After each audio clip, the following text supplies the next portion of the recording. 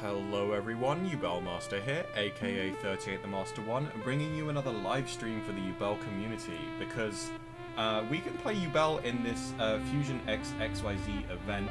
It has a plus symbol because they actually let you play a couple of Link monsters as well, as long as they're fusion related, so we can play Crush Sheep and Proxy F Magician. And yeah, so there's only like 2 more days left in this event, but I know there was like an event similar to this because I already had some kind of build already built for this. We basically used the Buio engine by dumping it with Fiendish Rhino Warrior. Hopefully we can summon it with Tour Guide potentially. Or we can use the new Archfiend support, which I'm quite excited about.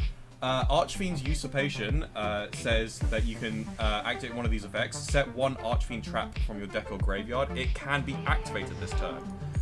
So that's the main effect we're going to be using, because we want to be using Archfiend's Ghastly Glitch.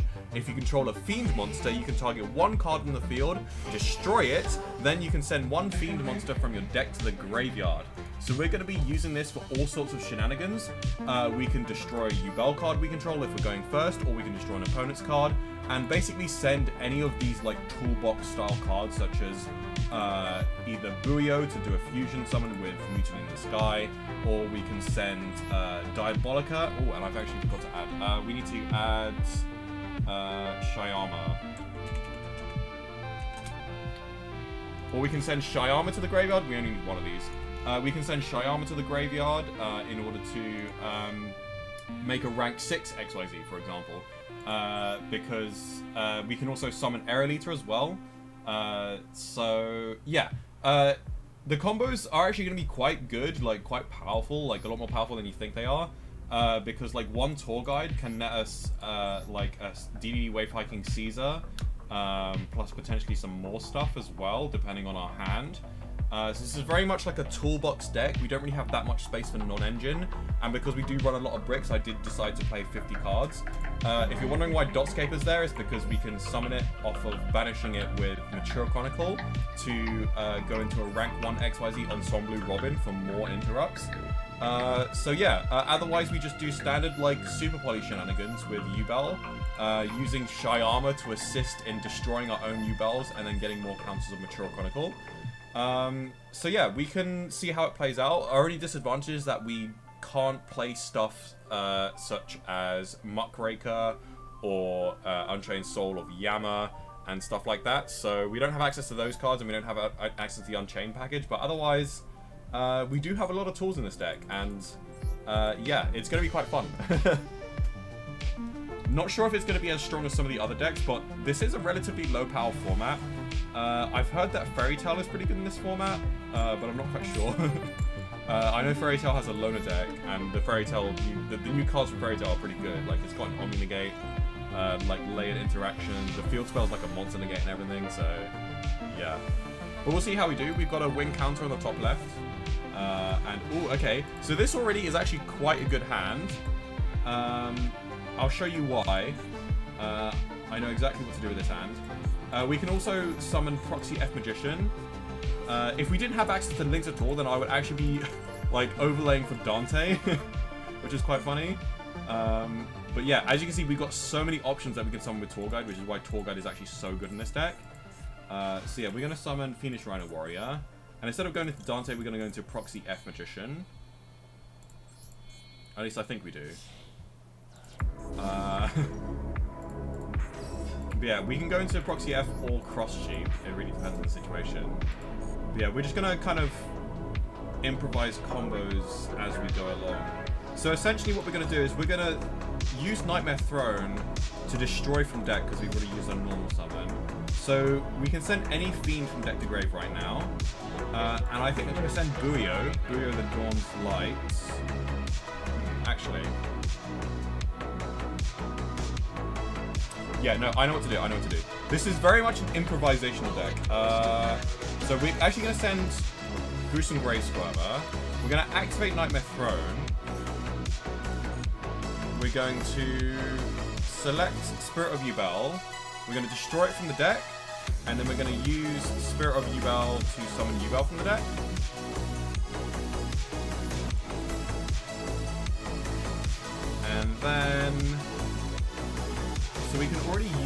Proxy F Magician. I think this is prompting us to probably summon Loving Defender Forever, using Proxy F Magician as material. Okay, and then yeah, and then we go Gruesome Grey Squirmer, special summon Spirit of Yubel. This gets us Nightmare Pain, and we do play the full Yubel package, so we play Terra Incarnate and Ultimate Nightmare.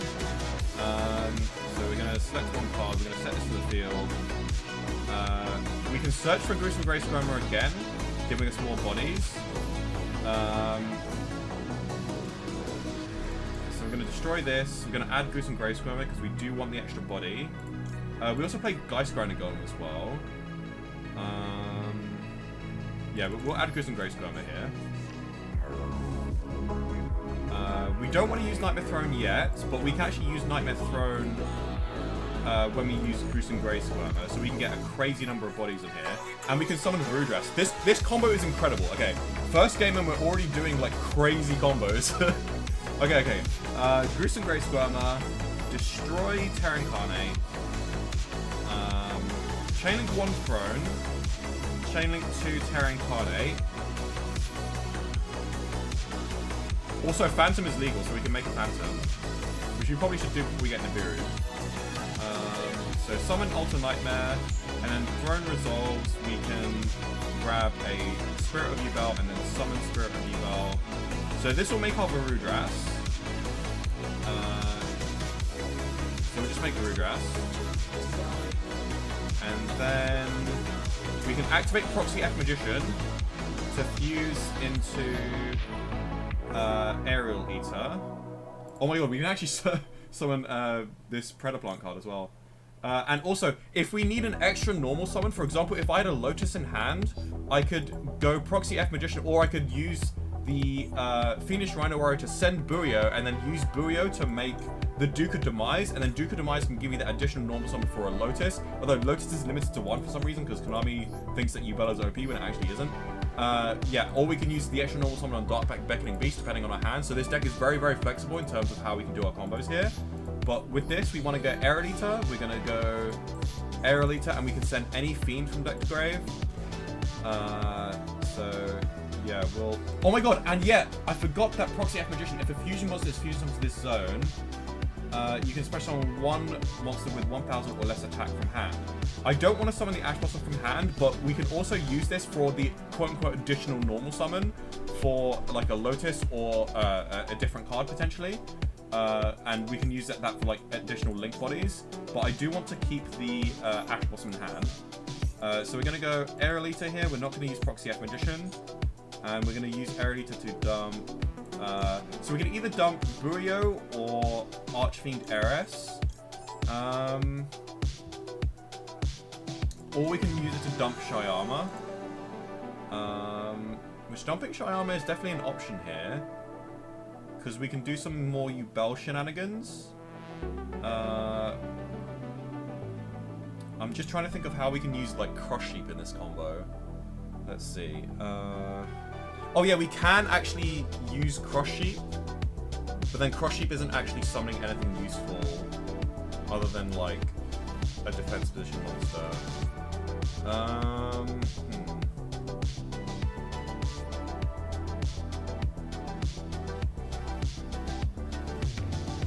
Okay, let me think here. It might be better to send Archfiend Heiress. Come think of it. Or maybe Buio. I guess it's really just a choice between like, do we want Caesar or do we want the Archfiend Heiress to get the quick effect pop? And I think I definitely want Caesar over that. I think we'll send Buio, because if we don't send Buio, then we wouldn't have the Mutiny in the Sky in rotation. And Mutiny in the Sky allows us to like have really good grind games. So yeah, we'll summon the Phantom before we forget actually. And we'll keep the Yubel on the grave.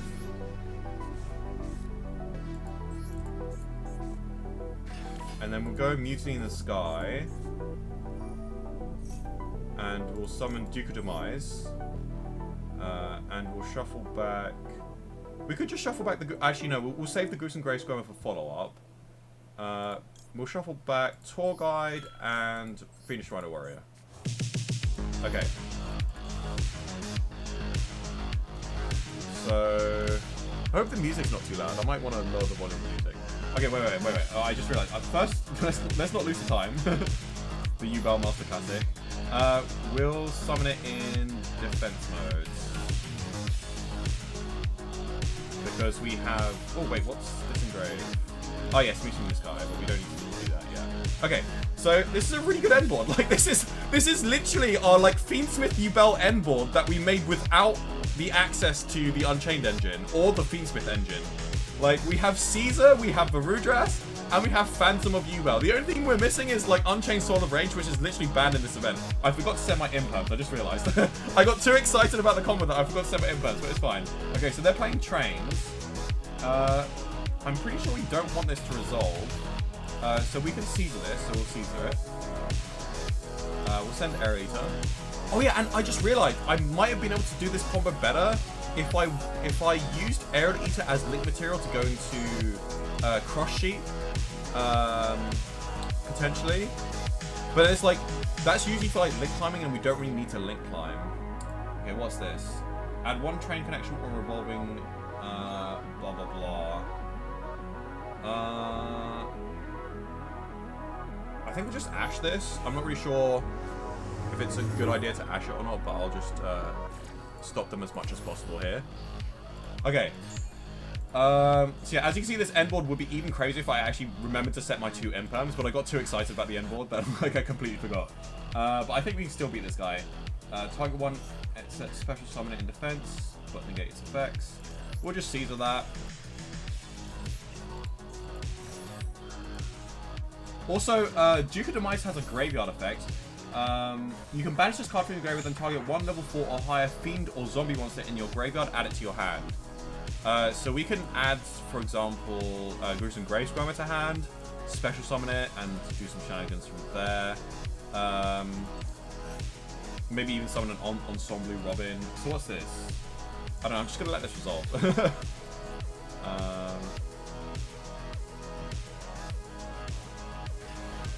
Okay, so they're summoning 2 thingies on the grave.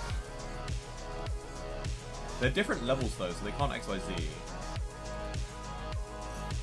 Okay, I guess we'll just like negate this.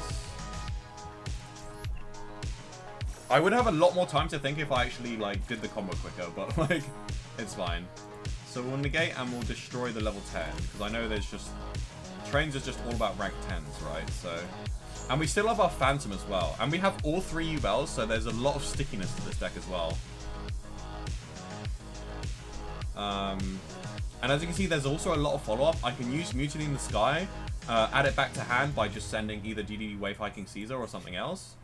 And then we can go into cards such as Loose, the Dusk's Dawn, by shuffling back all of the fusion cards so that we can basically have infinite grind game. So yeah. Hello AJ, the mod. Welcome to the stream. I have been well. Okay, so Mature Chronicle's a nice draw here. Unfortunately, we didn't get to use Phantom of Yubel, but we can actually use Nightmare Pain to destroy our Varudras, non-target pop one of their back row, and then go from there. So we actually have plenty of options here. And look, we just have so many cards right here. Or we can use Gruesome Gravesquirmer to just summon Yubel and then use Nightmare Pain to destroy that, which I think I'll do instead. We've also got Proxy F Magic. There are just too many options to do all in 60 seconds. Okay, I shouldn't have access in the imperm column, but it's fine. Let's just move these to attack. Okay, so I think I want to go for Loose. So we're going to go Mutiny in the Sky. We're going to send DD Wave Hike and Caesar. Add it to hand, and then we're going to summon Loose. So Phantom is limited to 1, but that's fine. I'm going to try and save the Nightmare Throne to recycle it if I end up having to use the Phantom. But it looks like we have to worry about only like back row here, and that's it. I have to be careful here because by doing this, it does mean that my 1, 2, and... Yeah, we'll send Air Eater just so that we have an option to... Oh my god, and we can even, like, recycle the Wave Hiking Caesar as well. This deck has so much recyclability. So this is going to be a pop. And it can send a Fiend from deck to grave. So I'm going to send Archfiend Heiress because I actually want to pop the other trap as well. Okay, urgent schedule. That's fine. If they summon a certain monster that can do something, then we can just negate it with Phantom, so we should be fine here. Either way, we just have so much probability. Also, my Phantom can't be destroyed by card effects, and neither can my Varudras, because they're on the far left and right columns, which is one of the effects of loose. Okay, so summon, summon. Okay, that's scary. I don't really have time to think here, so I'm just going to stop playing. I know this does... No, but this effect is negated, so I shouldn't be worried about that. We're going to do this. So this is the great thing about the new Archfiend cards, is that Archfiend Heiress can basically just search us a pop. We can search Archfiend's Usurpation. We can use it. We can set a Archfiend trap from the deck. I'm going to be careful not to set this in the Impam column. And this can set it from deck or grave, so we only need to play one copy of it. We're going to play it. We're going to pop the other back row, which is the only other threat that we need to worry about. And then we're going to send Shyama. I should have sent Fiendish Rhino Warrior to send Thingy, but like we are running out of time, so we're just going to go straight to battle phase here. We're going to deal a little bit of damage here. And then hopefully attack directly for 3,500. Because I'm pretty sure we win the grind game here regardless. We just need to not lose to the timer. We just need to not lose to the timer. But as you can see, there's a lot of... okay, this is negated. So we're not gonna fall for this bait. Because if we do activate the Phantom, we won't actually be able to float. Because the thing that we're responding to is negated. So our Phantom... will be changing the effect into a negated effect. So, like, target one card your opponent controls, banish it. Okay, so if they banish my Phantom, we're just going to use Nightmare Throne to float. So that should be fine. Okay, so yeah, we'll use Nightmare Throne.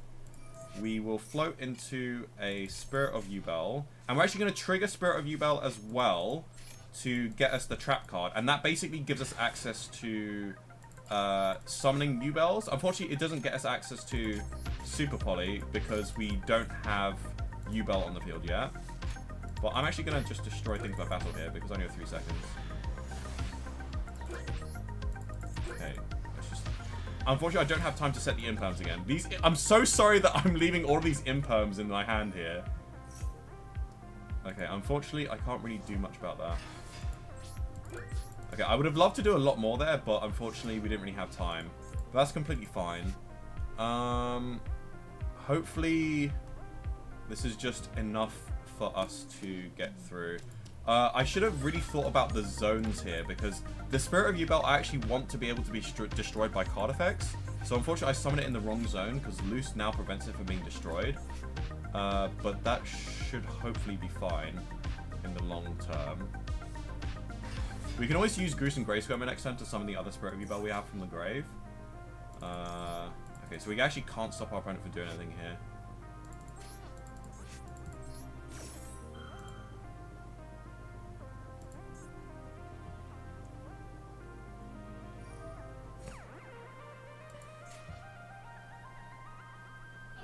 Destroy all monsters your opponent controls with less attack or equal to it. So this isn't actually going to destroy my spirit here. Just the Proxy F Magician. Special summon this. So he still has to deal with my Nightmare Pain here. And on a new chain, I'm going to go Spirit of Yubel to add another Nightmare Pain to hand. So we're going...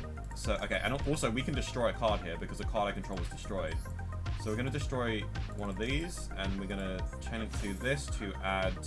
Because every time a card I control is destroyed, I can destroy a card with Loose. Which is very hard to... which is not the easiest card to trigger, but it can punish my opponent for destroying a card I control. Obviously, there are ways to trigger it. For example, I can go Varudras to pop my own card. But unfortunately, because we don't really have the Unchained engine, or we don't have the full Unchained engine. We have Shyama, but... And Shyama's also really good because it can pop spells and traps. So, unfortunately, they are going to get a rank 10 XYZ here, but I don't think they can do much when I have Nightmare Pain on the board. I think the most they can do is, like, get out a Monster Negate, I believe, but... yeah. Is this no, it's a hard once per turn, so they can't do the destroy thing again. Okay, so what does this do? Not that I don't have any more interactions, so I don't need to worry about losing the time anymore, but... okay, so this searches. Target that many spells and traps on the field, destroy them. So you can destroy up to 2 spells and traps, but I'm not too worried because I do have Nightmare Pain. Also, we do play Opening the Spirit Gates in this deck, which we can search with Nightmare Throne. As you can see, we have, yep, Dark Beckoning Beast and Opening Spirit Gates, so we can start recovering some continuous spells as well. So I've gone for a very grindy, like, old-fashioned... I say old-fashioned, but, like, it's a very, like, Genesis-style build that I've got going on here. Obviously with the exception of being able to play Cross Sheep and Proxy F Magician, but, like... Okay, so he's destroying the Mature Chronicle, which I don't really mind. And that, so that's fine. Definitely the best choices that he had. But is there much more he can do here? He's going to overlay again. Judgment's Libe. So this guy is opting to kill himself, I guess. This card can make attacks up to the number of materials it has. So this guy's like, if he doesn't destroy my Nightmare Pain, he's actually just dead. Yeah, what an idiot. So I think because it can attack the number of times equals the material, he's forced to attack twice into my Yubel with 4,000 attack. Good job, buddy. Anyway, I guess we have a good matchup against Trains. I'm just gonna double check. Hold on, let me just change the accessories. Oh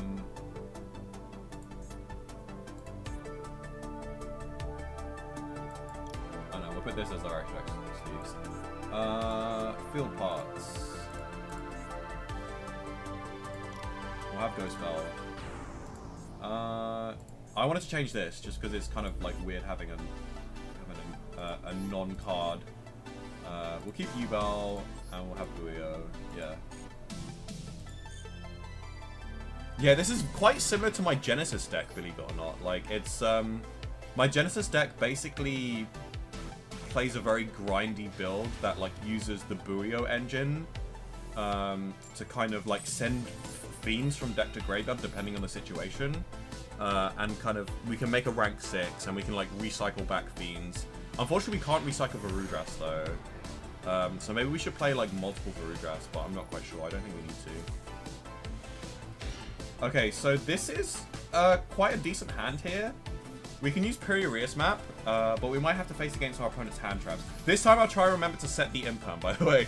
Also, before I forget, let's change the win-loss ratio. So we won our first game. And it was a very good showcase as to the deck that I just cooked up.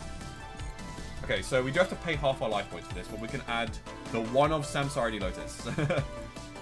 So yeah, normal summon Dark Beckoning Beast. Add Opening Spirit Gates, which is a very good card in this deck. We can add the second Dark Beckoning Beast, and hopefully we can actually use that the second Dark Beckoning Beast to either make a Djinn Buster, or we can use like Proxy F Magician to like do some fusion summon shenanigans. It depends on the situation, but we'll normal summon Samsara Lotus. Hopefully this doesn't get ashed. Okay, no ash. Summon Spirit of Yubel. Spirit of Yubel grabs us Nightmare Pain. Honestly, love the event because Rainbow Neos can play. Yeah, I guess you can play in Rainbow Neos in this. I think heroes are quite good.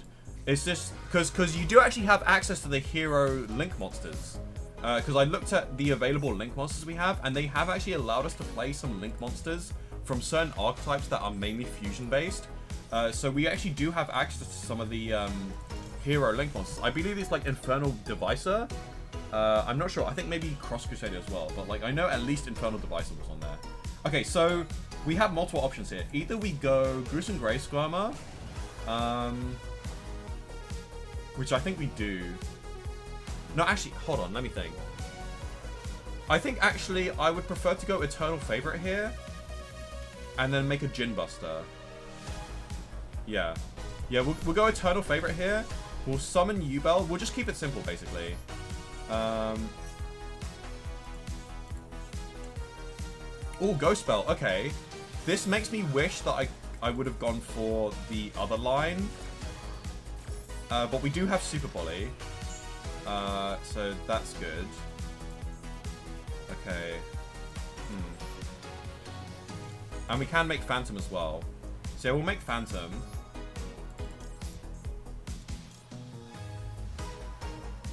Actually, no. We shouldn't make Phantom, because first we need to go opening the Spirit Gates to make Djinn Buster. So we'll do this. Summon this. This does make me wish I went for Gruesome Gravespeller, but it's fine. No one could have predicted that he has Ghost Spell in hand. Okay, so we go Djinn Buster. Now we have a Monster Negate. We set the Imperm, and we set Super Poly. I'm actually not sure if we should set the Eternal Favorite, because I do think we need discard fodder. So yeah, we'll summon this, and yeah, we'll keep the Eternal Favorite in hand, and this Eternal Favorite will just be discard fodder for Super Poly, and we can Super Poly for Loving Defender forever after we use Phantom's effect. So hopefully our Phantom doesn't get called by. That would be quite devastating for us if our Phantom gets called by. If it gets Ash, then we can negate the Ash with the Djinn Buster. So we basically have 2 Monster Negates, an Imperm, and a Super Poly for the whole board, and an Ash Blossom, which is not bad. And they're playing with 5 cards in hand, so... Why is everyone playing Trains? Is it like one of the loner decks, I guess? Special summon 1 level 4 or lower, and 1 level 5 from your deck, but negate their effects. You cannot declare attacks. Okay. That does just summon 2 from deck, so I'm pretty sure we just... Oh no, it summons 1 from deck, but yeah. Izuna. I think we just Phantom that. I don't really want Izuna to resolve. I don't know, maybe I'm using all of my negates a bit too liberally here. So yeah, this can't normal summon itself. So now his Izuna is stuck in hand, and now that I know he has an Izuna, I can kind of play around that. We'll activate this. Hopefully it doesn't get negated. Okay, it doesn't get negated. We're good. And now we just have Super Poly as an option, which I'm gonna hold Super Poly for the for like the very, very last moment. Like only if we absolutely have to Super Poly, because it's probably gonna be our last interaction. Add 1 Train Connection or Revolving. I wish I knew what these cards do, because then I'd have a more informed decision of whether I should Djinn Buster this or not. If this card is in your graveyard, you can target one other machine once it's smashed on it. I think I'll just Djinn Buster this. Hopefully they don't have any more responses. Any more pushes. So they've got 2 unknowns in hand. That's been negated. Burn for 500. I got an Imperm as well. Oh, they're playing Crystron as well. That's pretty cool. Okay, so this searches a Crystron. They have a normal summon, but I can Imperm this. So target, yeah. So I should be able to Imperm this. Hopefully they don't have a quick effect way to destroy this. I don't believe they do. So I think we should be fine. But yeah, on summon, we definitely want to Imperm this, because this sends 2 Crystron cards from deck to grave. So I'm actually familiar with the Crystron cards, because I did play the Crystron deck in one of the events. When they released the new Crystron support. And the Crystron... Oh, I also did play against Crystron a lot when Crystron K9 was a thing. So, yeah, I'm quite familiar with these cards. Yeah, and that was enough to stop them. Okay, yeah. We're Yu-Gi-Oh-ing, boys and girls. We're Yu-Gi-Oh-ing. Yeah, as you can see, although we don't have access to that many Link monsters, like the Yubel deck is still very, very good as long as it's in the right hands. The right hands being me, Yubel Master. I don't call myself Yubel Master for nothing. I can play Yubel in pretty much any format. Like I've cooked with a lot of different builds in a lot of different formats with Yubel. So yeah. I mean, if you saw my previous stream, I absolutely cooked with the 2019 Yubel build, which was very, very difficult to make, and the deck isn't good at all. But like, for how bad the deck was, I'm surprised I actually got like a 3 to 5 win-loss ratio, as in 3 wins and 5 loss. It was a good stream. It was a good stream. You can check that out in my VODs if you want, but like, it was a lot of fun for me. Okay, so yeah, unfortunately, we do play a 50-card deck to try and minimize the chance of bricking on like the heavy Yubel engine, but like, okay, he just passes on nothing. This makes me think that he has some like Mulchamis, but we do have an Ash Blossom for at least one of the Mulchamis. Okay, we got Archfiend Ghastly Glitch, which we don't want to see. We'd rather see like an Archfiend Usurpation, so we can activate the Ghastly Glitch. But this will be a good interrupt. Okay, as much as I want to first action Phantom, I think we start off with a Throne. And we do want to get to the Yubel engine, so I think we just go thrown into Lotus, and then we normal summon Lotus. Unfortunately, it gets Ash. So this is looking like a Phantom Pass, which Phantom Pass is like not that bad, because they do have Super Poly and Archfiend's Ghastly Glitch to actually go with that. Let's see if I can bait out an Imperm first, actually. Okay, unfortunately didn't bait out an Imperm. It also lets me know that they don't have an Imperm, because they didn't flash red. Yeah, we're going to go... I probably should have summoned that in defense, but it's fine. I do want to set both cards. Unfortunately... Ooh. I say unfortunately, but like, we might be able to get discard fodder if we like Archfiend's Ghastly Glitch in like a correct manner and then maybe like search a card. Or like add a card to hand. But we'll see how the turn plays out, and we'll make decisions based on what my opponent does. Also, Nightmare Throne can basically add like a card to hand potentially if we want to keep it in hand. So yeah, we'll see. Heavy Storm is rough. That is unfortunate. We will go Archfiend's Ghastly Glitch here. We'll destroy the Heavy Storm, and we'll send a Fiend Monster. We'll send Fiendish Rhino Warrior. Hopefully the Fiendish Rhino Warrior doesn't get like Ash Blossomed or anything, but like... Actually, they could have Ashed this, so I know they don't have Ash in hand. So we'll send Fiendish Rhino Warrior. I'm not sure what to send with the Fiendish Rhino Warrior though. Oh, actually, you know what I would have done if I didn't get Heavy Stormed? I would have used Fiendish Rhino Warrior to send Diabolica, and then Actually, no, that wouldn't have worked. Because... I was going to say, like, Diabolica, add back Fiendish Rhino Warrior to hand, and then, like, Super Poly can discard the Fiendish Rhino Warrior to send another Fiend Monster. But I think Fiendish Rhino Warrior is a hard once per turn, so we can't do that. Okay, so we can send any Fiend from deck to grave. So, this I'm thinking either Buio or Archfiend Heiress. I think Buio is probably the safer option. Yeah. Yeah, we'll send Buio for sure. And then that gives us a bit of follow-up with Mutiny in the Sky. So we got 2 interruptions here, which I'm not really confident is enough to... That Heavy Storm was honestly very devastating. It depends. I don't really know what deck they're on, so hopefully 2 interruptions is enough to stop them. And they also have to get over a monster that can't be destroyed battle. Okay, Tachyon. Where do I use my interrupts here? Tribute summon this, special one Tachyon monster from your deck or graveyard. I think we're gonna save this for more like choke pointy like aspects of the deck.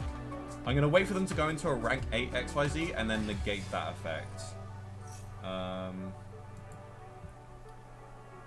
Add 1, but then again, I just realized they can add a Tachyon spell or trap that is a counter trap that can be activated from hand if they control a Tachyon XYZ, so I feel like I like have to negate this, otherwise they can negate my negates. So yeah, we'll do that. We'll summon it in attack mode in case they don't know how Yubel works. We might be able to sneak a sneaky 3000 damage. Okay.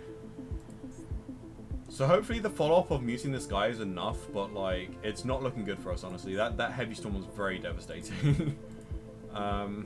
If it wasn't for the Heavy Storm, we would... Oh, okay, so that's all they have. That's kind of pathetic, low-key. Okay, so Spirit of Yubel's not the draw I wanted, but that's fine. We can work with this. So we can send... I think what we'll do is we'll send Gruesome Grey Squirmer. Okay, does this have any effects? No, okay. So this guy couldn't play through 1 interrupt, which is honestly quite pathetic.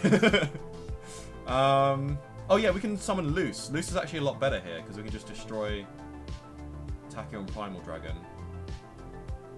Then again, do we want to keep the Tachyon Primal Dragon on the field and then OTK them with Yubel, potentially? That could be an option. Yeah, I think we want to OTK them with Yubel. But I think we'll still, like, get... No, I think... No, we'll get Aerolita because I do want to actually send something from deck to grave. So, we use this, and we use this. Because Rhino Warrior is an Earth monster, so we can't actually use it for material for Aerolita. But that's fine, because we do have a Spirit in hand. So we'll go Aerolita. I think we're probably sending Goose and Grey Skirmer here, to be honest, so we can summon the spirit from hand. Alternatively, we could go, if this guy had a spell trap, I probably would go Archfiend Heiress, and then Archfiend Heiress to search the quick play, and then the quick play to set this thing from the grave, and then that thing from the grave will pop one of the traps, and then send Goose and Grey Skirmer, basically doing the same thing, but popping one of the traps along the way. We also even have the option of just Shyama to pop our Yubel, and then going to Caesar, but I think we'll just go for the standard line. We'll go for the standard line here. We'll just send Goose and Grey Skirmer. We'll activate Goose and Grey Skirmer. Summon Spirit from hand. This gets us Nightmare Pain, and then I'm pretty sure we're just like, we can go absolutely crazy with the combo here. Like, we have Proxy F Magician. We can do a lot of stuff here. So yeah, this deck is all about fusion summoning and sending fiends from deck to graveyard. Okay, so we can pop Yubel. And this is pretty much OTK here, because we haven't used Goose and Grey Skirmer's effect in hand yet. So we actually have like 12,000 damage. Or do we? Actually, or do we? This guy might have something to say about that. Okay, no, it's just a draw and lock bed. Yeah, we do have 12,000 damage. Okay, GG's. Summon Terra Incarnate. Oh, this guy has another response. I think he has 2 draws in hand. I think that's what's going on. He has 2 draws in hand. But obviously I don't give a crap about draw, because we do just have OTK here. So yeah, we'll go to, wait, what do I have in grave? Oh, I'm using this guy. I could do some more shenanigans here, but like, and if we hadn't summoned Phantom of Yubel, I might be able to go. Oh yeah, I would be able to go because I haven't used Rhino Warrior this turn. I would actually be able to do some funky stuff with Proxy F Magician. So I would go. No, actually no. I would go like Crush Sheep, and then after I go Crush Sheep, I go Phantom of Yubel. If I haven't already used Phantom of Yubel, unfortunately this is limited to 1. If it was at 2, I would definitely be playing 2. But like, I could go Crush Sheep right now, and then like summon Phantom of Yubel in the Crush Sheep zone. Crush Sheep will summon Fiendish Rhino Warrior, and then I can link Fiendish Rhino Warrior and Crush Sheep into Proxy F Magician, and then that would trigger Fiendish Rhino Warrior to send another Fiend, and then either I can go like Shyama or whatever. Like, this deck can do so much. Like, it's actually kind of crazy. Anyway, let's just put this guy out of his misery. Terra Incarnate. Effect activate, Nightmare Pain. Nightmare Pain. So this is actually 12,000 damage, not 9,000 damage. And the reason why is because we're going to destroy Terra Incarnate in the battle phase. Terra Incarnate is going to summon Ultra Nightmare, because we do play Ultra Nightmare for the funny. And Ultra Nightmare does 2 instances of damage. It does 1 from Nightmare Pain, and if the game continued, it would also activate its effect to destroy the monster and deal 3,000. So, yeah. And we could have actually summoned the Aerolita in attack mode as well to deal even more damage. So that was very overkill, but yeah. It looks like we're on a 3-game win streak, just completely undefeated, because I am an absolute boss when it comes to playing Yubel in random formats. Okay. Let's see who we're up against next. This guy's got the Archmage. Is that the Archmage or is it a Diabellstar deck box? I don't know. The fancy Spellcaster deck box. Alrighty, we're going first here. And we got Mature Chronicle, Yubel, Goose and Grey Skirmer, and Nightmare Throne. Could be better, but not terrible. I kind of want to be greedy and like summon Goose and Grey Skirmer, but I'm not sure if I should. I think probably the smart play would be to go first action Phantom.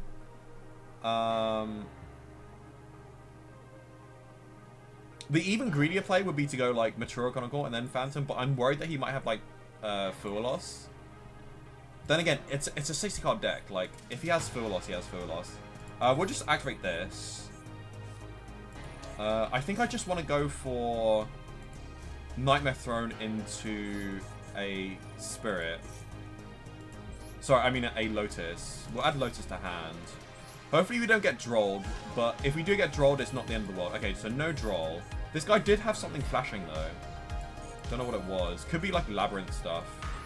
Okay, activate Spirit of... Lotus to summon spirits. Spirit will grab us Nightmare Pain. And we're actually going to go Nightmare Pain to destroy Yubel in hand. Just to get 2 bodies on board. And then we can... And we should be able to do some Proxy F Magician shenanigans here. I think with Nightmare Pain, we'll search for the Eternal Favorites. And the Eternal Favorite might be able to serve as a Super Poly. So we'll destroy Yubel. We'll search for Eternal Favorite. Because we already have Gruesome Grayscromer in hand, obviously. We'll summon Terra Incarnate. And then...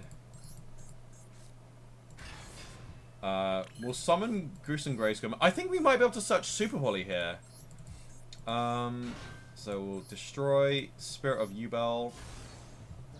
So that's 1 for Gruesome Grayscromer, and then we'll get another counter for summoning Yubel from the grave. So we got 4 counters already. Oh, and you know what we can do? We can actually remove 3 counters to banish 1 card from our deck. We can banish Dotscaper, which is why we play Dotscaper, and then we can go for a rank 1 using our Gruesome Grayscromer into the Lyrilusk Ensemble Robin for like a double bounce, which is pretty good. But I think I kind of want to go greedy and go for like a Super Poly line. So yeah, we'll go for Proxy... Wait. Does Proxy F Magician get me what I want? Yeah, because we have Gruesome Grayscromer's graveyard effect, so I'm sure we can... We should be able to get what we want either way. You really have to just, like, improvise these combos and just, like, make it up as you go along. And just, like... This deck is very hard to play, but it's, like, very rewarding when you do. Okay, so we want to go Gruesome Grayscromer here. This will give us the 5th counter to search Super Poly. We're going to summon Spirit of Yubel. And then we can go Proxy F Magician into Aerial Eater. And then Aerial Eater can send Rhino Warrior and Buio. Yeah, so that will get us the... that will get us the Caesar, I believe. Oh my god, this triggers Nightmare Throne! Wait, that's pretty damn good. Okay. Yeah, we'll actually... we'll do this, because we can summon Lotus from the graveyard for an extra monster negate. Yeah. Okay, so yeah, we'll do this. We'll chain block the Aerial Eater. We'll do Nightmare Throne. Nightmare Throne gets us this, and then we'll special summon it. I'm going to be careful about the zones here, because I want to save the zones for, like, the Cross Sheep zones, potentially. 6 counters already, that's crazy. And then I think we just send Rhino Warrior, and then Rhino Warrior will send... Rhino Warrior will send Buio. And then we'll activate Buio, get us Muting the Sky. And then we'll go into Cross Sheep.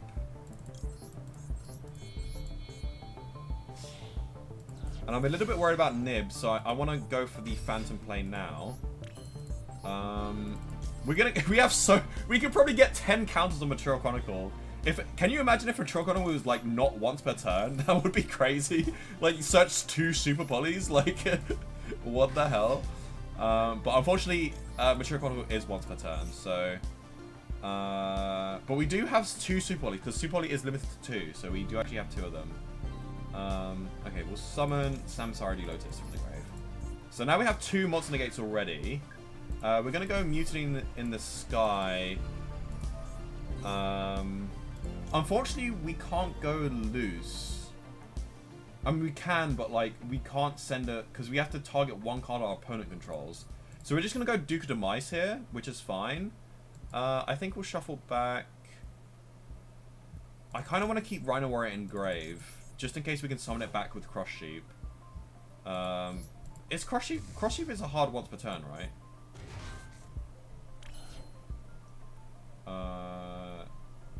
Yeah, you can only, yeah, so it's a hard once per turn for any of the effects, yeah. And then we just search Super Poly. Okay, summon this. And then... Oh, you know what, though? No, never mind. I was thinking we could search Super Poly. We can actually, like, banish Dotscaper instead. And then Dotscaper can make us the Ensemble Robin, but that will lose us a Monster Negate. So we'll just search Super Poly.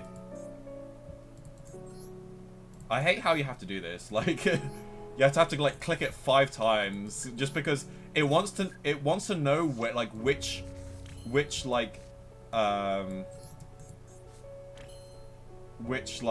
card you're removing the Chronicle counters from.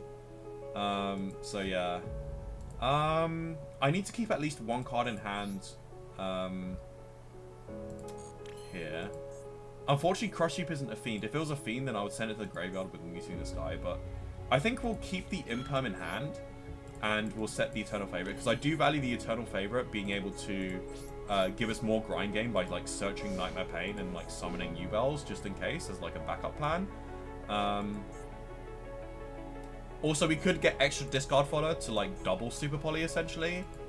Because we'll go like Phantom first, and then after we Phantom, we'll keep the Eternal Favorite face up, and then the Eternal Favorite will serve as our, like, first Super. Okay.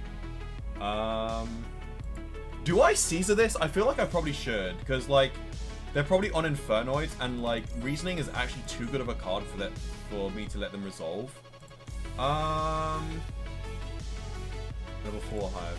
Yeah, we'll detach the Duke of Demise here.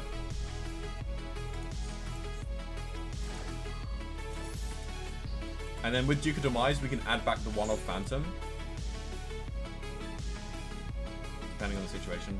Ooh, okay, we got a little bit of a punish going on here. That is very unfortunate. So they can steal one of our monsters. Stealing Phantom would be quite devastating, come think of it. But at least I still have, like, a... Okay, draw 2 cards. Yeah, sure, buddy, you can draw 2 cards.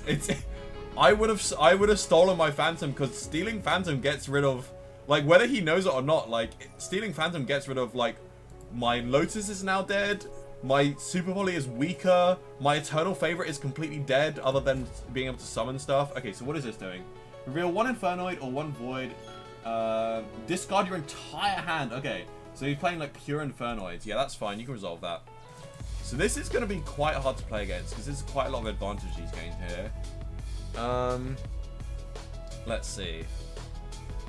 Oh, Mutiny in the Sky. This guy can actually bring back Mutiny in the Sky from the grave by sending any Fiend monster from the hand or field. Okay, that's fine. So what is this doing? I can't respond to it with anything meaningful, so we'll let this resolve. But I'm gonna have to keep up with reading these cards. Okay, yeah, so if you're wondering why I can't Caesar this, it's because Caesar can only negate the activation of spells and traps that can summon monsters. Although this is attempting to fusion summon, this isn't actually activating, it's using an effect of a face-up spell. So activating spells have to be, like, placed directly from hand or activating from being set. They can't be, like, effects from the graveyard or effects that are already face up. Like, Caesar can't negate those, unfortunately. So we have no choice but to let this resolve. When this card is fused summoned, you can apply these.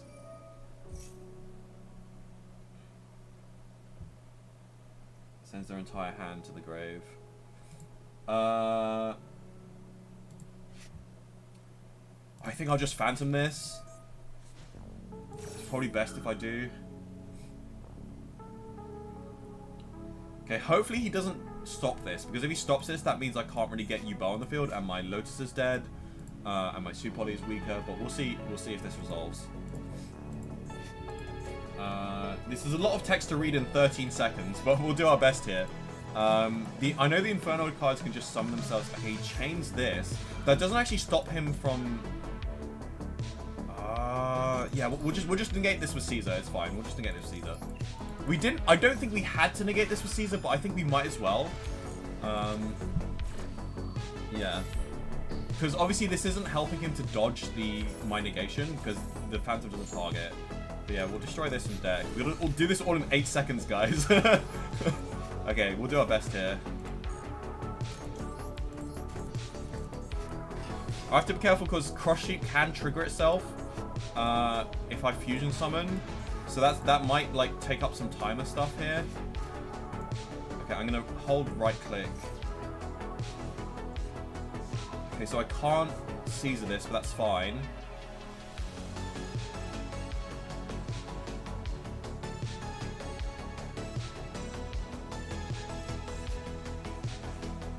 It banishes 3.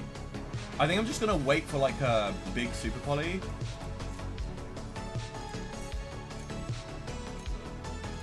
Okay, this is a non-target spell and trap pop.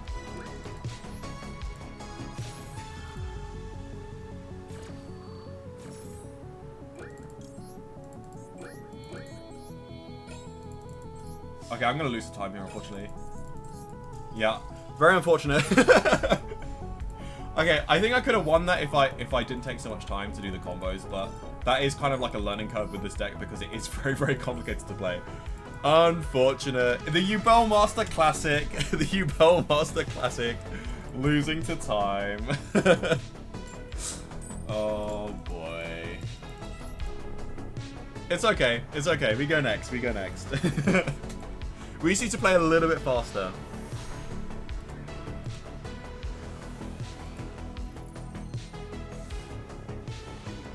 Ooh, very interesting hand here. Okay, well, let's just do the combo as quickly as possible here. Okay. Normal summon Tour Guide. I really don't like seeing Archfiend's Ghastly Glitch in hand, but it's fine. Especially since we're going first, it's fine. But like going second, it is kind of really annoying to see. Oof. Okay, that sucks. I guess we just go set Super Poly Pass.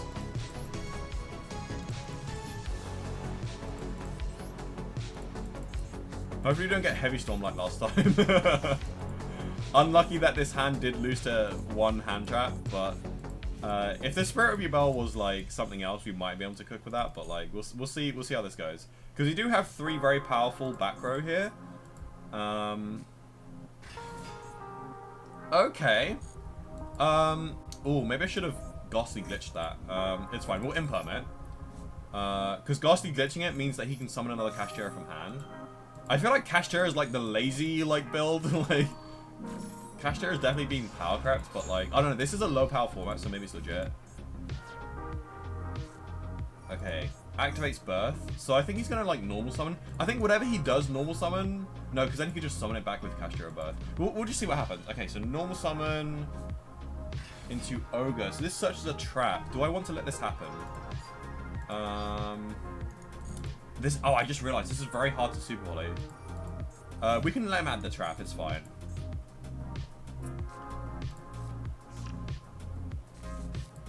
Because they can only summon from Banish. What's he doing here? Battle Phase. Okay, so luckily he can't extra deck Grip, but I think I can just allow him to... Oh, no, wait, I've got Spirit. So yeah, the Ghastly Glitch is still live. We'll summon this.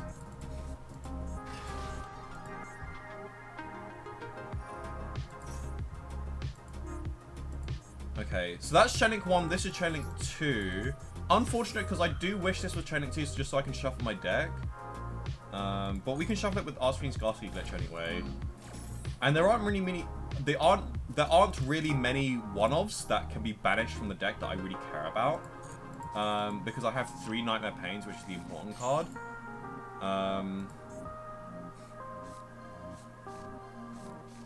Yeah, so for example, actually no, because it banishes it face down, doesn't it?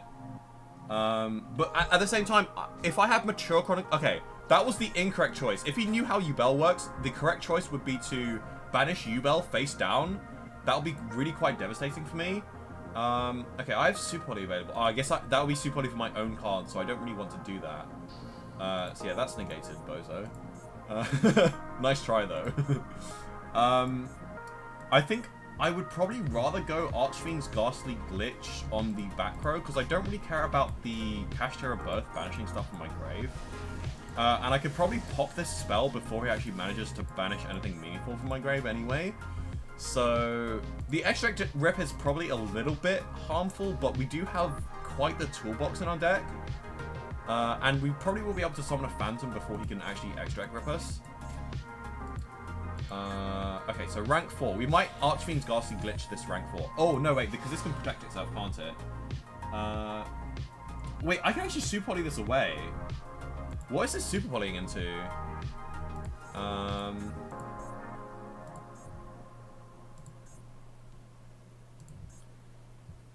Wait, what am I Super Polying this?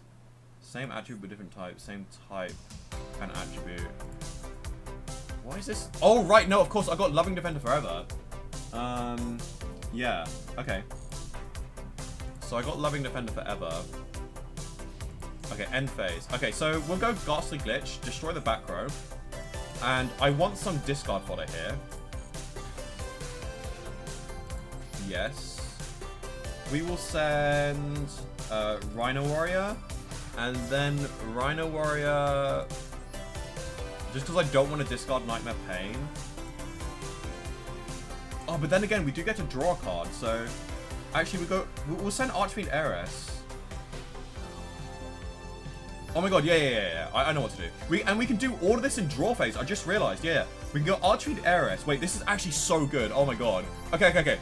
This Archfiend engine is actually really incredible for the deck here, because we can go in the draw phase before he goes standby phase for Shangri-Era. We can go Archfiend Usurpation. Okay, check this out, guys. Let me just do it. Instead of explaining to you, let me just show you guys and do it. Okay, so draw phase. Before the standby phase, before we can summon with Shangri-Era, we're gonna go draw phase Archfiend Usurpation.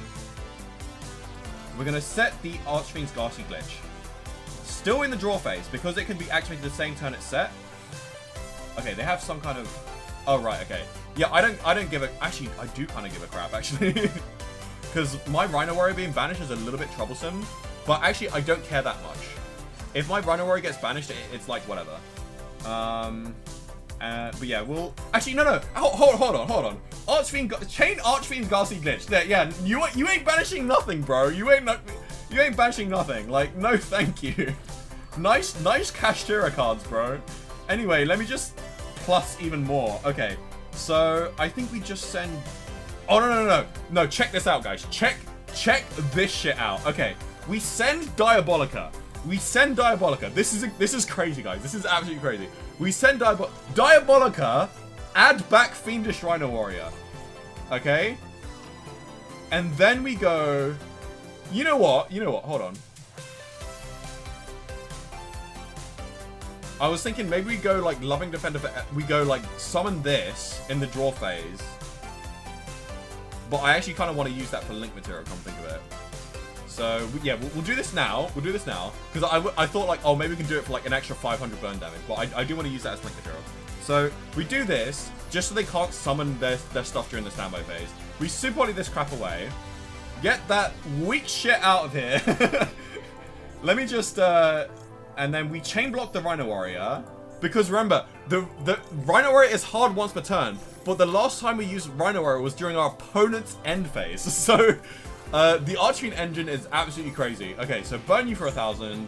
Rhino Warrior is going to send another card. And I think we just send Buio here. Or maybe Geist Grinder Golem. I think we actually send Geist Grinder Golem here. Yeah, we send Geist Grinder. Because we want to OTK our opponent here. So yeah, we send Geist Grinder. Actually, you know what? We could have actually... I think the better play was to actually send Buio. And then Buio summon early to send Geist Grinder Golem. That's what we should have done, but it's completely fine.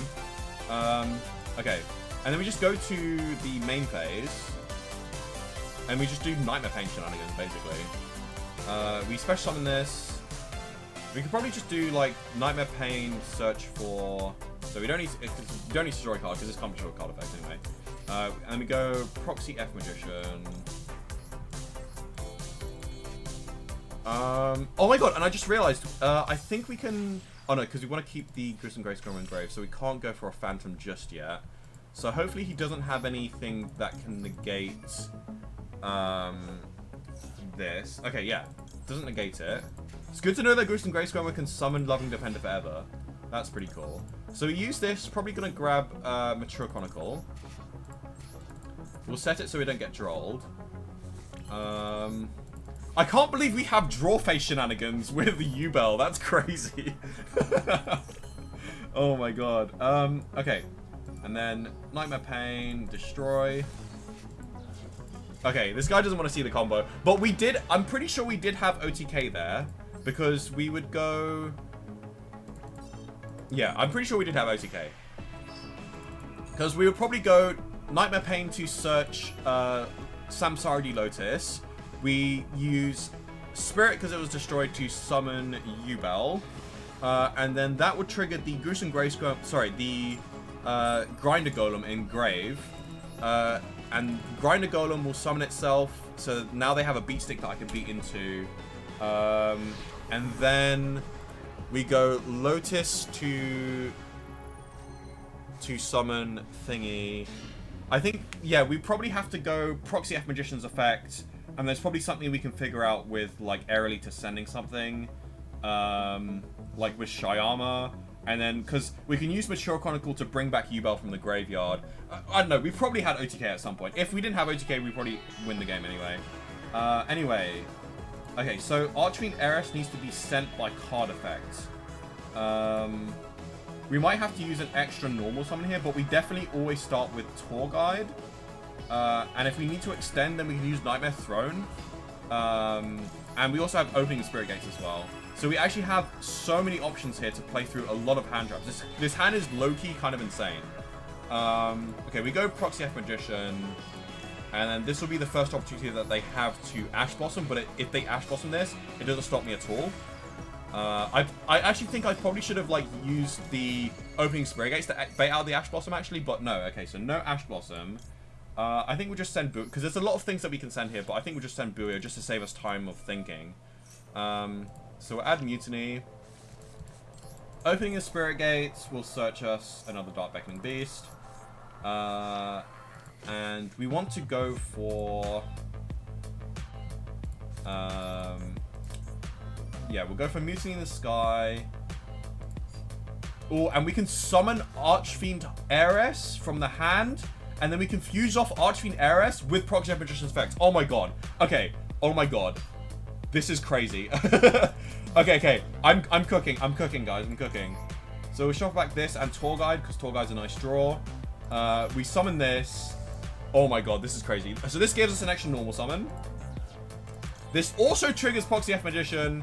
Proxy F Magician will summon Archfiend Heiress. Oh my god, I'm cooking. Holy crap. And then we have this to fusion summon. But first of all, we use this for the extra normal summon. We normal summon this. And I think we just summon Djinn Buster here. We use this to search another Opening Spirit Gates for discard fodder, which we definitely are in desperate need for discard fodder, because this is quite... Because with Supoli and everything, we do have a lot of cards that we need for discard fodder. Actually, hold on. I actually don't think... No. Actually, no. No, we do go... We can go for... Djinn Buster. Yeah, we'll go Djinn Buster just to make our combo nib safe. Okay, so we go Djinn Buster here. And then we go Nightmare Throne. This hand is insane, by the way. I can do so much with this hand. This is so exciting. Okay, so Nightmare Throne will destroy Spirit of Yubel from deck. And then we summon... No, we don't want to add to hand. We summon Yubel. And then we use Yubel as fusion material along with Archfiend Heiress. With Proxy F Magician's effect. Oh my god, this combo's crazy. This combo's absolutely... Oh my god, we can even summon this. But we don't want to do that. We actually want to go for a Caesar here. So we fuse this and this. And oh my god, I just realized. This triggers Nightmare Throne. This triggers Nightmare Throne, everyone. Oh my god, okay. And then Aerial Eater. Oh my god. I'm cooking. My brain is going at like 1,000 miles per hour. Because there's so many options. There is so many options. Oh my god, look at these trigger effects. Holy crap. This is so insane. You guys have no idea. Oh my god, okay, so Nightmare Throne. We'll just trigger everything. Screw it, we'll just trigger everything. It'll take too much time to actually think on the optimal way to do it. We'll just do everything. We'll just throw everything in the kitchen sink at our opponent. This is crazy. Okay. So, we'll summon Terra Incarnate. Why not? Yeah, whatever. Summon Terra Incarnate. I don't know if Link Zone matters, but who cares? Okay. Summon Terra Incarnate. Aerolita will dump. I think we actually dump Samsara D Lotus here. We haven't used Opening Spirit Gates effect yet either. Okay. I think we can make Varudress as well. We go Cross Sheep. Okay, this is so crazy. Oh my god.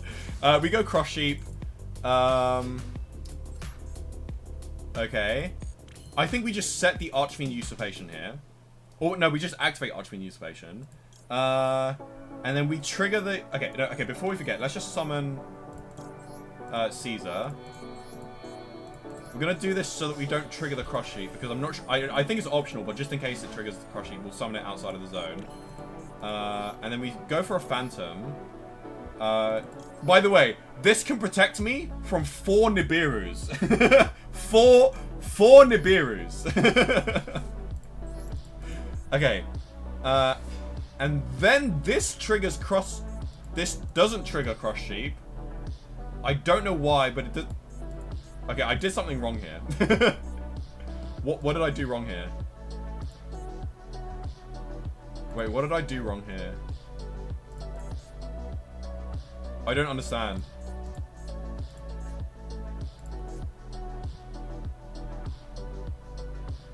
Oh, it's just lagging. Oh, okay. Okay. It was just lagging. Okay. I'm still in the kitchen, guys. I'm still cooking, guys. Okay, we do this. We activate Samsara D Lotus. I'm not done yet. Oh my god. Okay. We haven't even used freaking opening the Spirit Gates yet. We have so much gas. This is insane. This is actually insanity. Okay. We go Spirit of Yubel.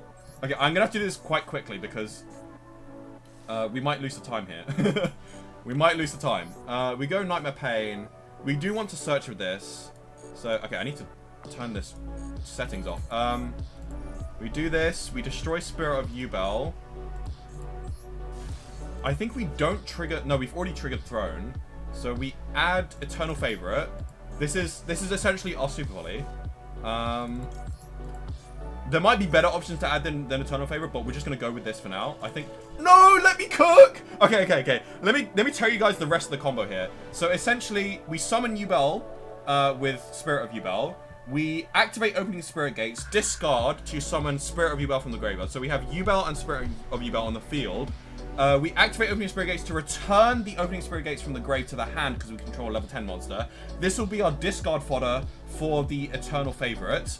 And then we activate Archfiend Usurpation. So that will be a pop and a send for a Fiend.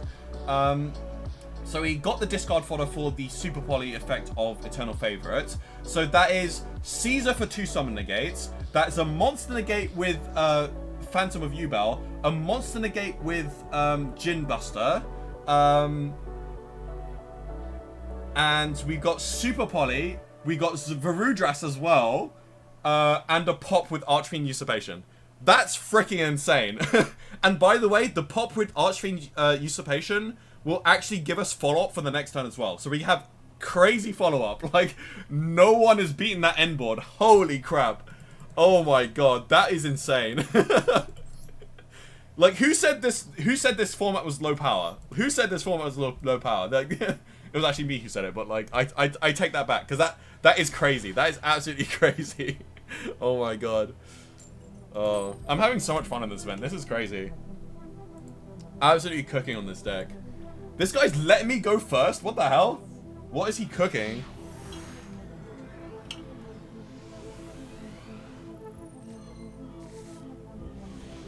Okay, so we're going first. Unfortunately, we drew a full loss going first, but that's completely fine. Also, we have a Rhino Warrior in hand, which is kind of awkward. Okay, purely because we have the Rhino Warrior in hand, I think I'm just going to start with the Dark Beckoning Beast here. Just to guarantee, not necessarily guarantee, but just to increase the likelihood of me being able to actually discard the finished Rhino Warrior. So we're going to go for... We're going to link the 2 Dark Beckoning Beasts into Proxy F Magician. And And then we're going to discard Fiendish Rhino Warrior.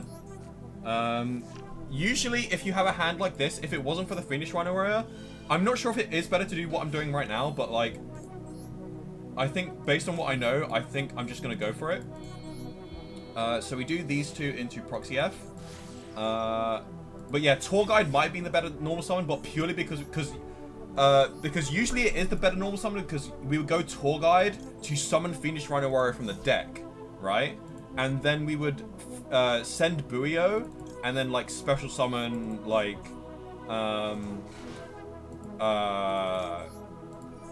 Aerial Eater, and then do some shenanigans from there. But instead we're gonna have to do this the opposite way. We're gonna send Lotus, and unfortunately we've already used Opening Spirit Gate, so we can't summon Lotus from the grave. However, wait, did I might have just cooked myself. Hold on. Yeah, I think I did something incorrectly. I think I can still fix this if I go Archfiend Usurpation, though. Yeah, we'll go Archfiend Usurpation. I do control a Fiend. I'm gonna have to sacrifice one of my monsters here. Or maybe Opening the Spirit Gates. I think I'd rather keep the Opening of Spirit Gates, though. But yeah, I think I'll do this. Yeah, I'd rather keep the Opening of Spirit Gates just for the grind game. And I don't mind losing Proxy F Magician, because we don't really have any links to go into other than Cross Sheep, which I don't think we need to go into Cross Sheep for this combo. So we'll send Gruesome Grave Squirmer, and we'll use Gruesome Grave Squirmer, summon the Lotus, and we basically just go full Yubel combo here.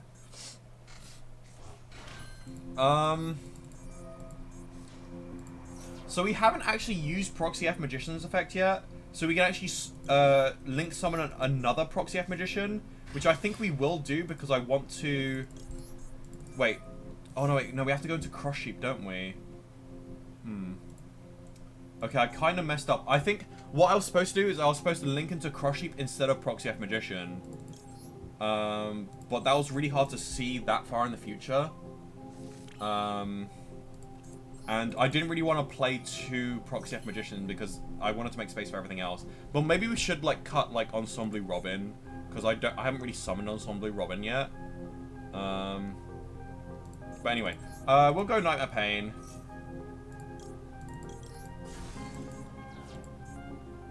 So I guess technically the play was to keep the Proxy F Magician on field and then destroy the Opening of Spirit Gates. That would have allowed us to actually fusion summon with cards on the field into Aerial Eater. No, we wouldn't go Aerial Eater. We would actually go for Duke of Demise. And then with Duke of Demise, we can extra normal summon the Tour Guide. And then Tour Guide will summon Buio from the deck. And then we can link the Buio and the Proxy F Magician into Cross Sheep. And then Buio will search us Muting the Sky, and then we can just go crazy from there. But otherwise, for now, I'm thinking, do we go Gruesome Grave Squirmer?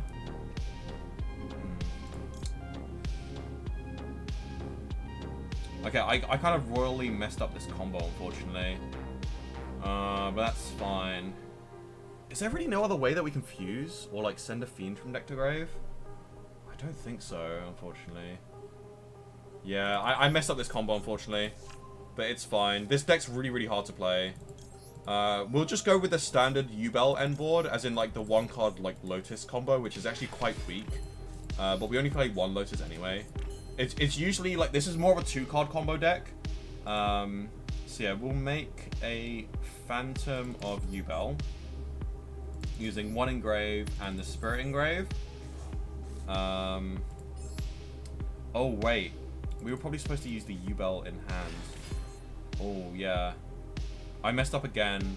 Yeah, I should have gone Cross Sheep and then used the Cross Sheep to summon the Phantom from the grave. That way I have two monster negates. But I can still get two monster negates. It's just that the Phantom negate will be a bit weird, because I will have to, like, destroy Spirit from deck. So, yeah. Anyway, I think it's fine. I think we keep this on field and then we go end phase. This was my original plan, but it was, like, the incorrect plan. But it's fine, it's fine, it's fine. We still have a decent amount of interrupts here. And then we do this, we tribute our...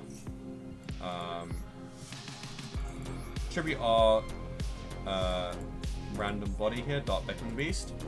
And we have two monster negates and a super volley. Not bad, but not good. We have to activate this in the draw phase because remember this has to be face up. Because it says, and send this face up card to the graveyard for cost. And because when you flip it face up, it's not face up until it resolves, you can't activate it the same turn you flip it face up, which is why you have to, like, activate this in the draw phase, so you're able to super body anytime that you need to. Unlucky! That sucks. Okay. Wait. Switch on one of your Yubel monsters that banish from your graveyard. Okay, so we actually discard one card. You can summon using monsters on either field as material.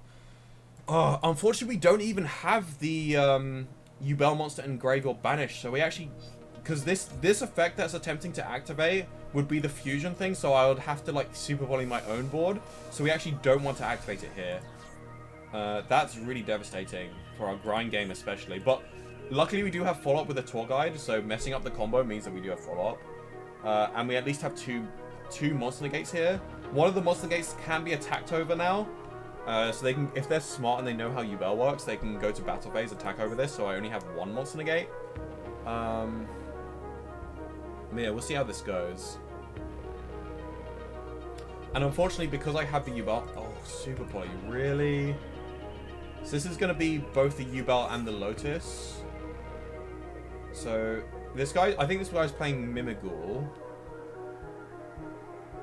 So I think he's going to summon, what is this, like Garura? I think it's Garura, yeah. Luckily he can't get rid of my Phantom, but like, okay, so he's used most of his board breakers.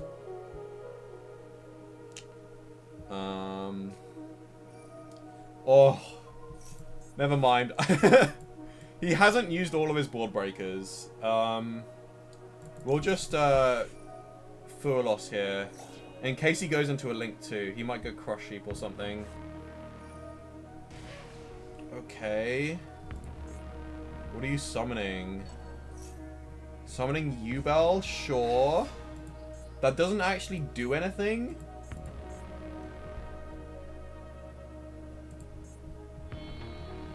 Okay, we're giving me draws. Okay. So, Link in... Oh, I see. Okay, yeah, because this can use... Oh my god, what a draw! Holy crap, what a draw!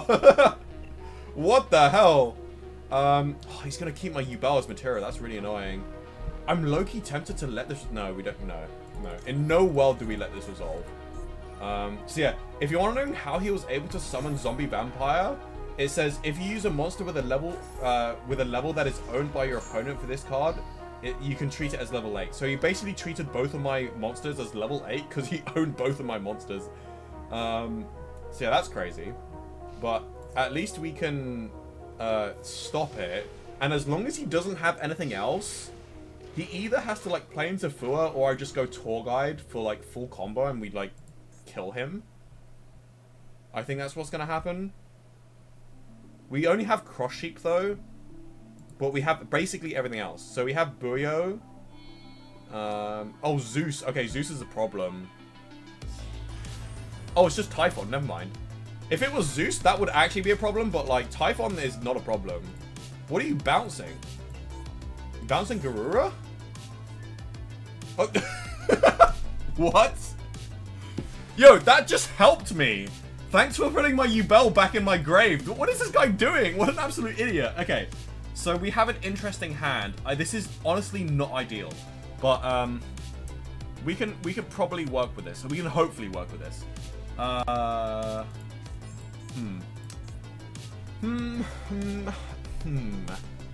So I guess we just start with normal summon this. Go into yeah. The thing is, if we go into Buio, like, we already have Mutiny in the Sky. So, like, Buio isn't actually doing anything here. But it is what it is. We drew the one-of brick, and, what can you do? Okay, so, yeah, we go Crush Sheep. And we should be able to summon Lotus with the Crush Sheep after we go Mutiny in the Sky. So, yeah, we just go Mutiny in the Sky here. We probably just go Loose. Yeah, we just go Loose here. I'm going to put it in the far column as well. And then we just destroy Garura. So we use Yubel because it's free. We'll use Phoenix Rhino Warrior because we're going to send it back to the grave. And we'll use Dark Becking Beast in case we open, like, opening Spirit Gates or something. Okay, so summon this. We trigger Crush Sheep. Crush Sheep will summon Lotus. And Lotus just gets us everything. So, yeah, we'll go for... Actually, wait, we shouldn't have done this, because this gives them a draw, and they might draw into Ash Blossom. I just realized that. I might have made a mistake here. Oops. It's fine. Okay, so what are we sending, though? I think we send Geist Grinder Golem. Yeah, we send Geist Grinder Golem for the OTK. Yeah, this was a mistake, though. We should have gone Lotus first. I swear to God, please do not Ash me. Please do not punish my mistakes. Let's go. Never punished. Never punished. Let's go. Okay, set this. Okay, do we actually have... Oh, yes, I think we do. I think we do. We just gotta be clever about it. We destroy this. We add... I'm pretty sure it's Goose and Grey Scammer here. Summon Yubel. Oh, no, I was supposed to destroy the Archfiend Heiress. Oops. Okay, no, actually, I can fix... No, I can't fix this, actually. Okay, it's fine, it's fine. We might not have OTK here, to be honest. Oh, no, wait. No, we actually have OTK, because this guy only has 6,000 life points. Yeah, we have OTK here. We have OTK. Okay. Yeah, just go battle phase. We have OTK. That's good. I was thinking, the actual thing I was supposed to do is I was supposed to use Nightmare Pain to destroy Archfiend Heiress. That triggers Archfiend Heiress to search Archfiend Usurpation, and I think we could have done some shenanigans. Oh no, I messed up! Oh my god, I messed up! I put Yubel in the far column.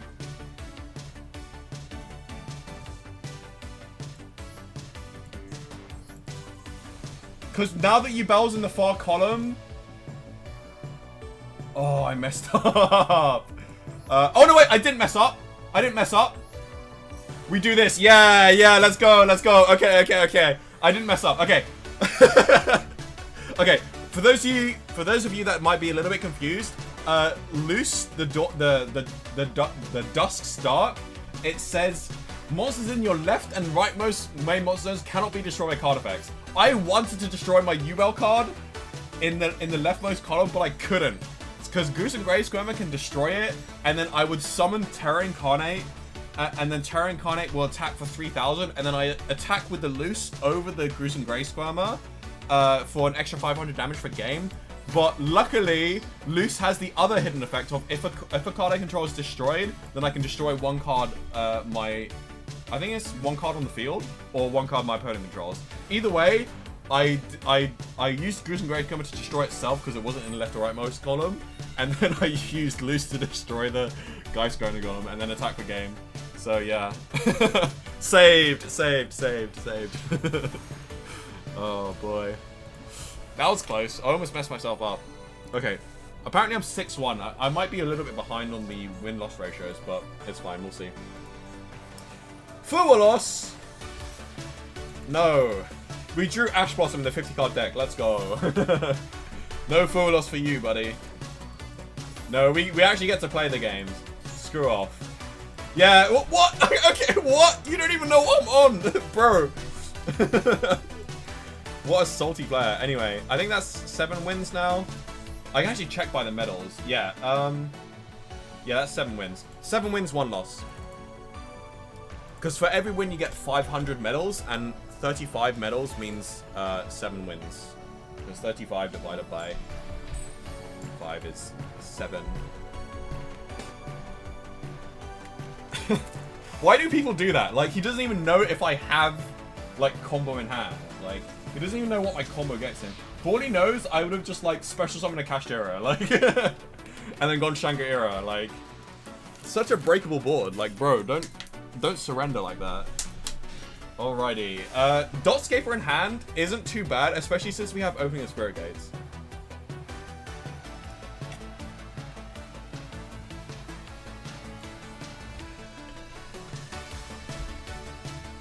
I have to admit, this is kind of a funky hand, though.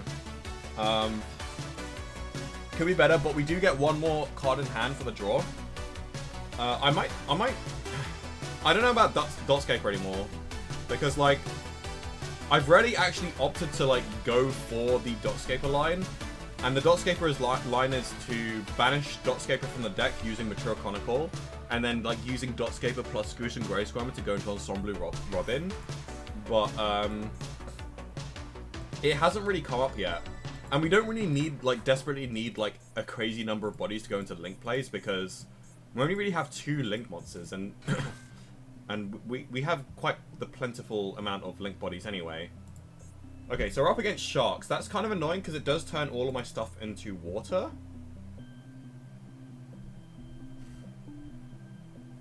Actually, come think of it, it's actually not that annoying, because we don't need, like... We don't play the Fiendsmith engine. So, usually if it was Fiendsmith engine, we'd have a problem, but like... Okay, what is he summoning with Bahamut Shark? Don't tell me Toad is legal.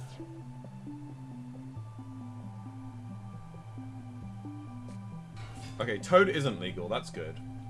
But I believe this is still... Wait, what does this do? Oh, it just, on special summon, adds Virtue Stream. This is just an Icarus attack, right? Yeah. Two cards your opponent controls. Okay. Icarus attack is kind of tricky, but it's fine. Diabolica will help us with Link bodies, but we usually don't want to see Diabolica in hand. I'd rather see this in, like, the deck. Because we mainly want to use it for its second effect of, if this card is sent to the grave by card effect, you can target one Fiend in the grave and add it to the hand.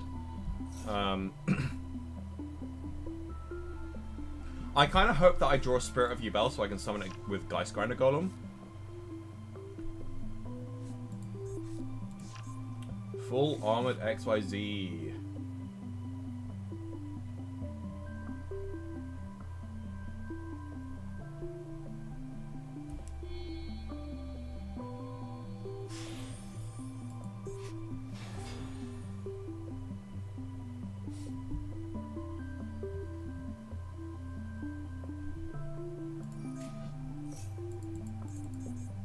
I can't believe this card just adds 2. Like, what the hell? That's kind of crazy.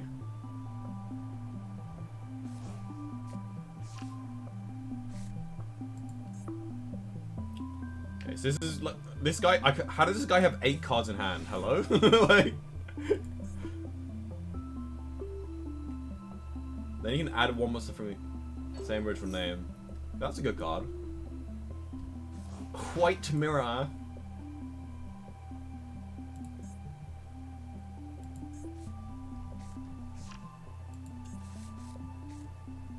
We do be playing Sharks in this business. This is shaping up to be quite the scary end board, not gonna lie.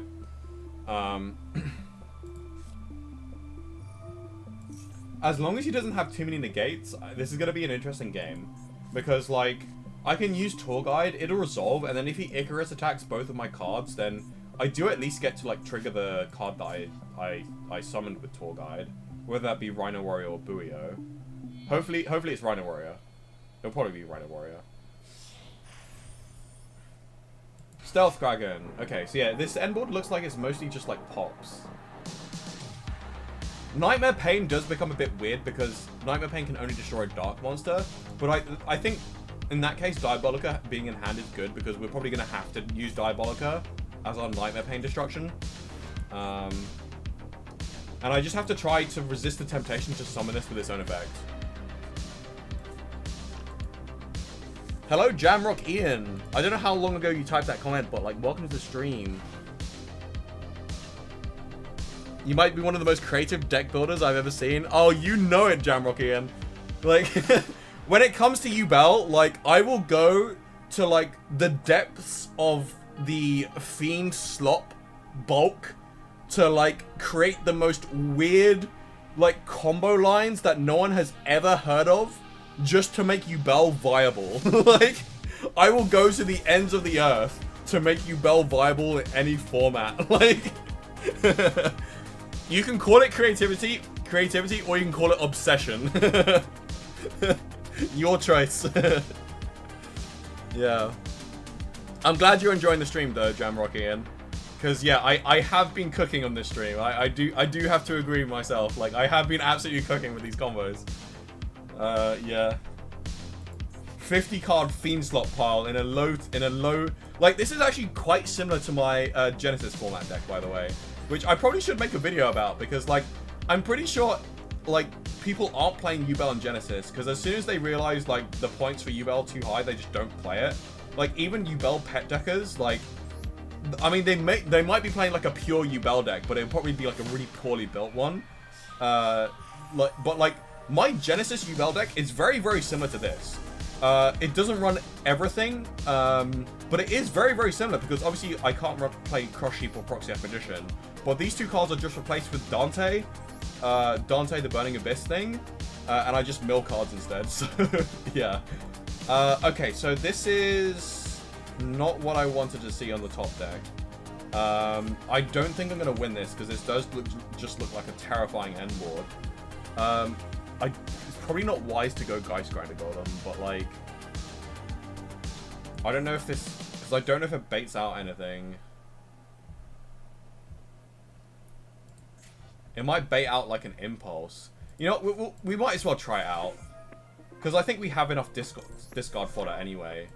So we'll do this. We'll see if it baits like an Impulse or something, because they are playing a water deck, so they might be playing Impulse.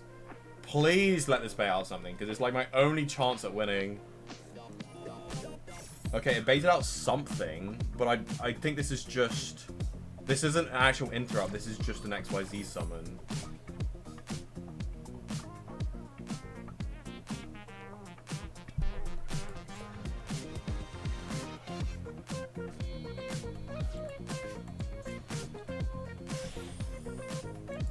Okay. Anyway, have my shitty card that I didn't want to see in my hand. It's also water. Do with it what you will. Yeah, this is not gonna go good, guys. This is not gonna go well. This hand is awful. And I don't see a way of getting a 0/0 Fiend engrave unless like Tour Guide resolves. So yeah, we'll just do as much as we can to bait out interacts here. Luckily, this isn't an interact. Okay, we actually managed to resolve this.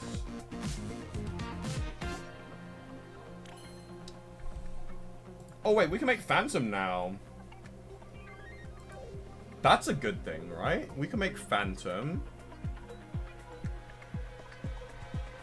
I don't want to make Phantom just yet. I want to bait out his Icarus attack, because Phantom gets heavily countered by that Icarus attack card. So we're going to normal summon Tour Guide first and hope that this baits out the Icarus attack.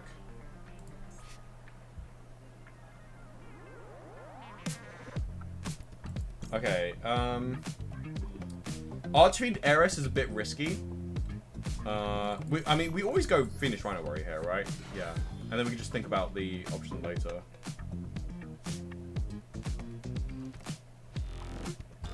So he knows that I can go into rank 3 XYZ here, which I don't actually play, but like, I mean, maybe I should play, to be honest, but like, okay, this is exactly what I wanted. Okay, everything's going according to plan. Wait, he's popping his own thing? I know this has an effect when it's popped, but like, he should use this effect. Oh, I see. He's probably going to use this to pop the Tour Guide. Yeah, okay, I see the vision. I see the vision, yeah. No, this is the correct play. So there goes my board. Unfortunate that I can't make use of the Opening Spirit Gate's other effects. So everything goes. We go Chainlink 1 this. He's going to trigger his Stealth Kraken.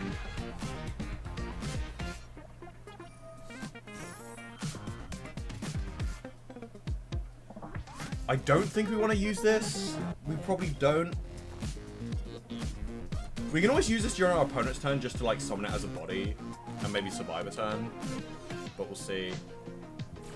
Okay, so what are we sending here? This is really tricky. If we start opening Spirit Gates on the board, then we could send some pretty good cards and then like discard with opening Spirit Gates, do some shenanigans from there.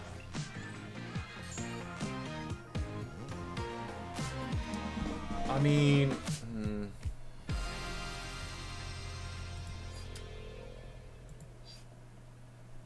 Okay, I think I have a plan. I believe this is a pop, right? Once per turn during the main phase, quick effect, destroy one mortar monster you put in controls.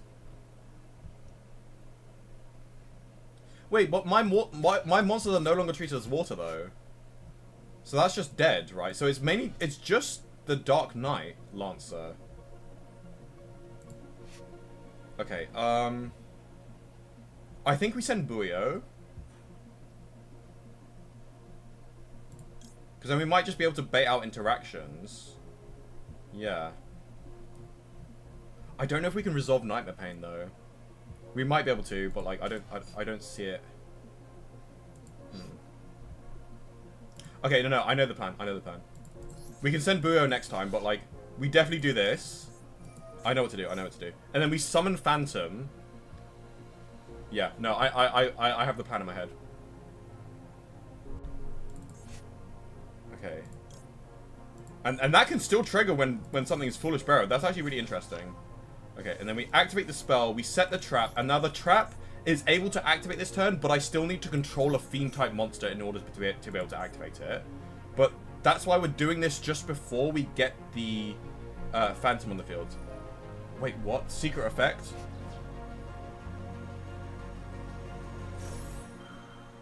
Oh, I see. One rank higher. So rank 5 water monster. Using it as material. What rank 5 water monster do I need to worry about? Is this an interrupt? Quick effect, detach one target, one effect monster, negate. Okay, cool. Okay, that's really annoying. But I think we can still play around this. Yeah, yeah. Oh, why did I do this in the imperm column? Okay, it's fine. It's not fine, but like it's fine.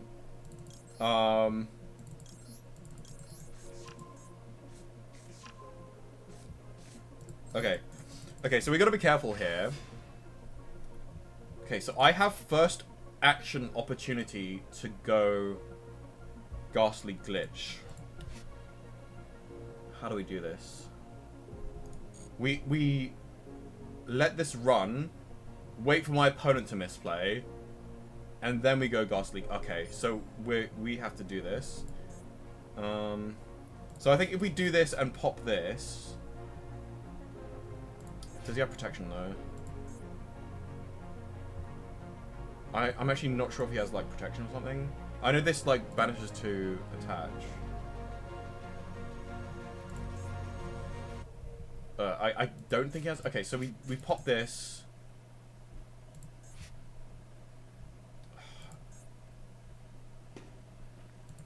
Okay, I know what to do. Please do not be an imperm. Please do not be an imperm. Holy crap. I actually need my Phantom to resolve here. No! Why did I do that? The one column. Why did I do that? No. Dude. I hate myself. What am I doing? Bro, what? Why did I do that? The one column. It's not even the central column.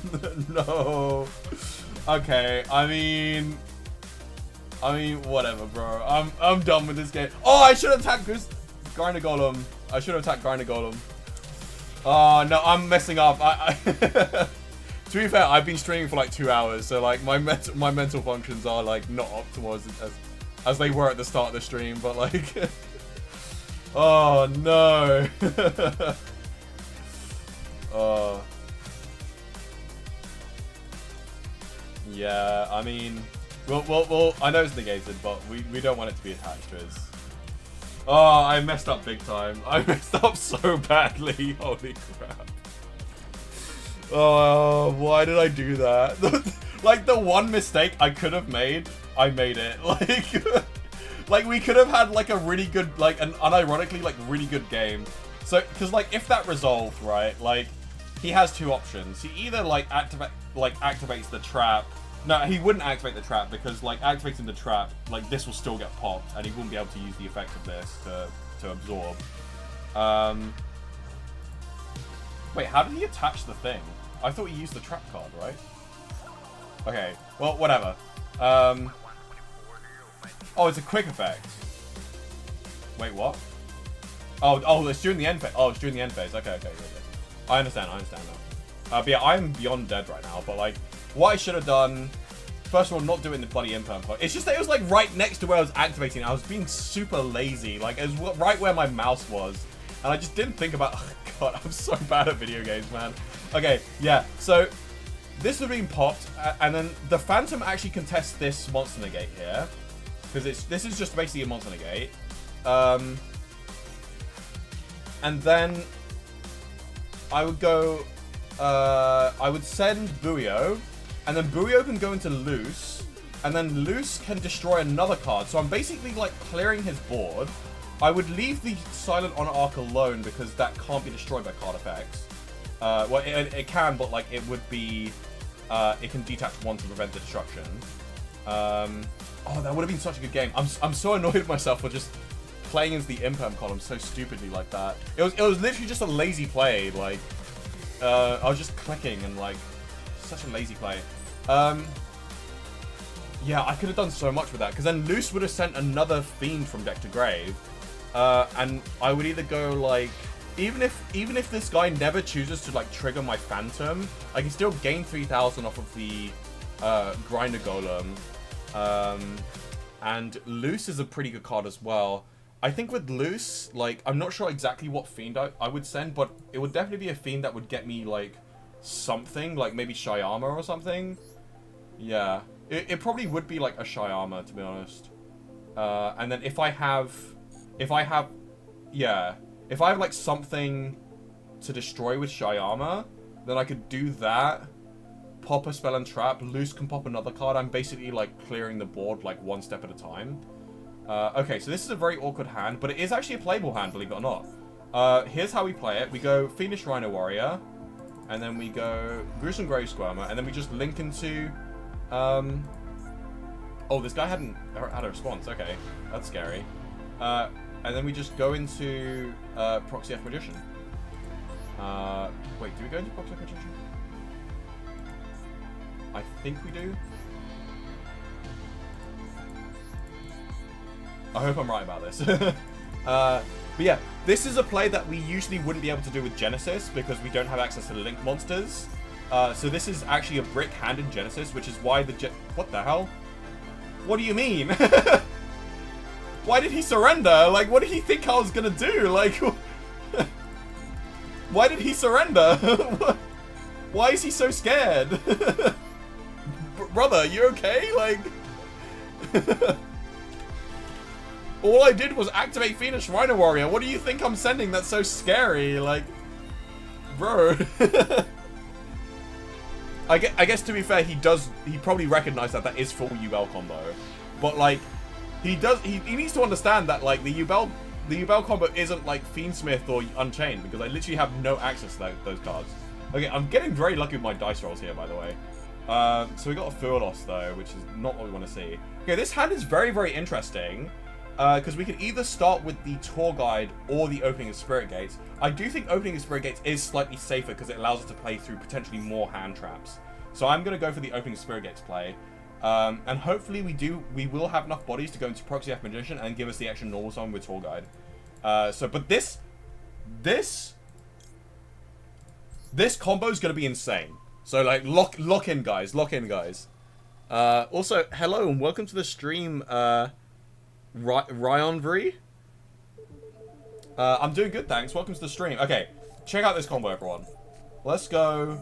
Opening Spirit Gates. Add this. I gotta do it quite quickly as well because this is gonna be quite long, and I do have to improvise. So we go Dark Beckoning Beast. Add Opening Spirit Gates. Normal summon Lotus.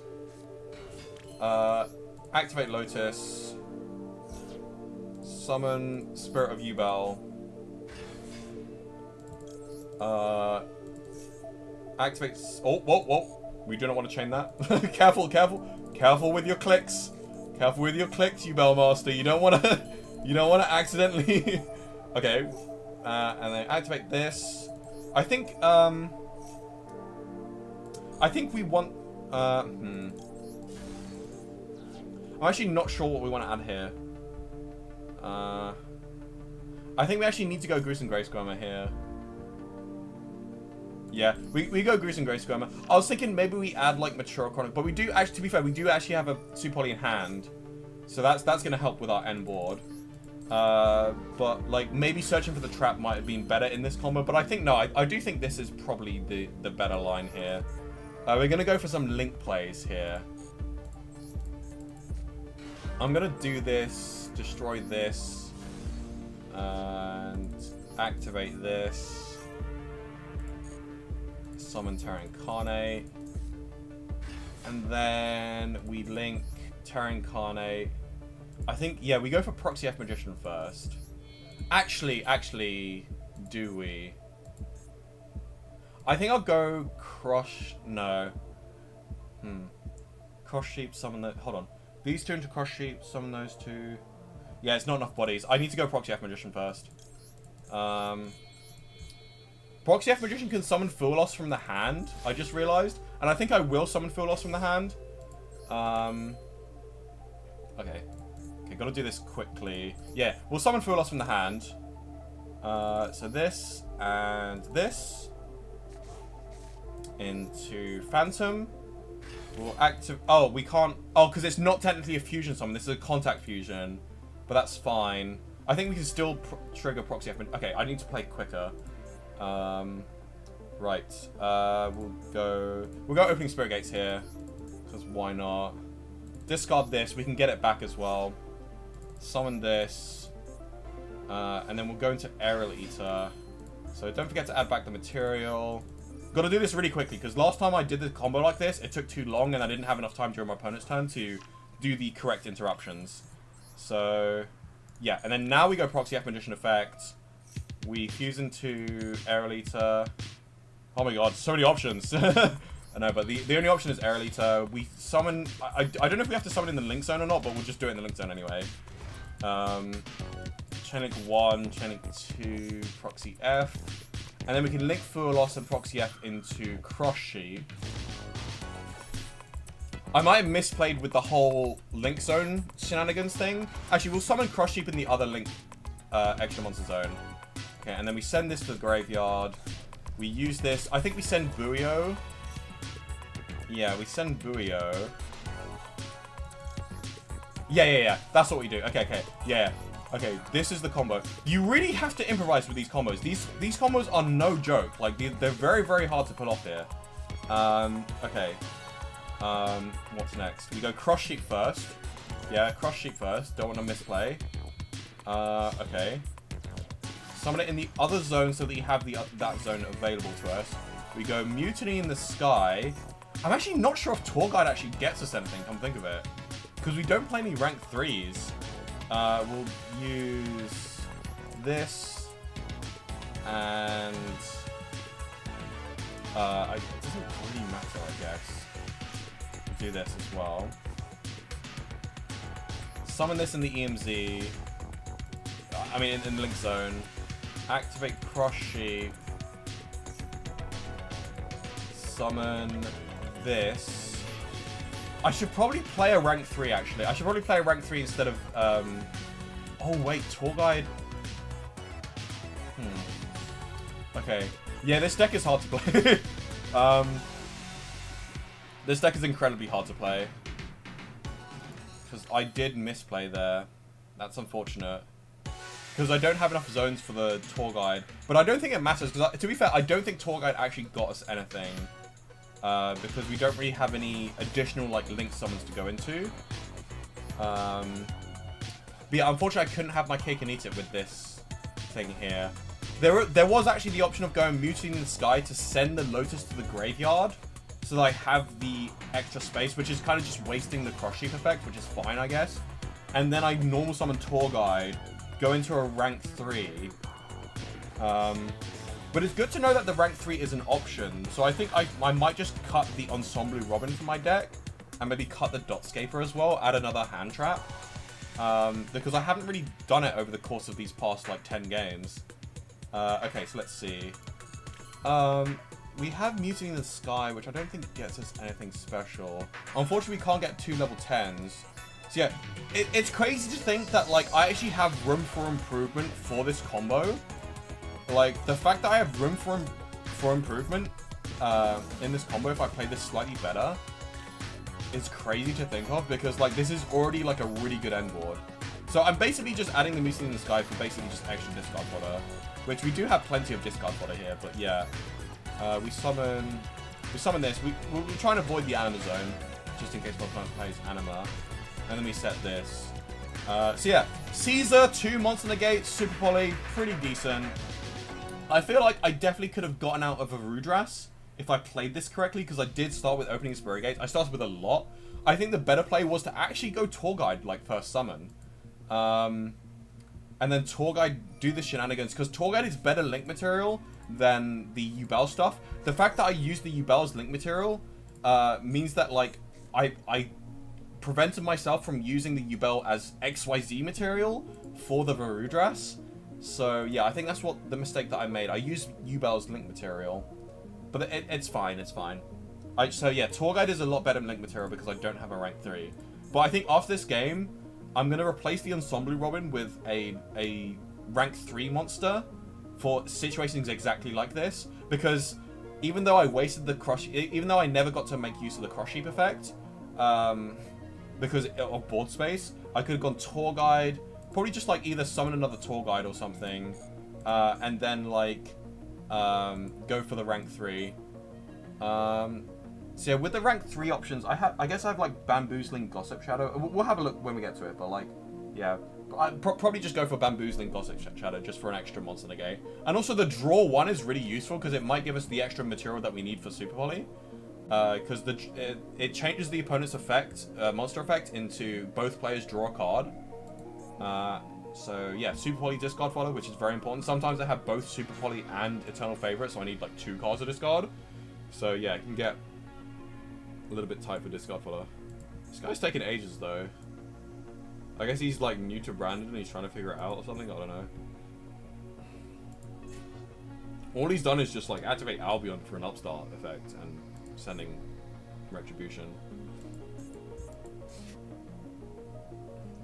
I mean, Caesar definitely just like checks the entire Brandon deck if they don't have an out to it. Like, okay, we're playing some Despia cards. Unfortunately, I can't Caesar this because this is not. This isn't activating a spell trap. They're activating an effect of a spell trap.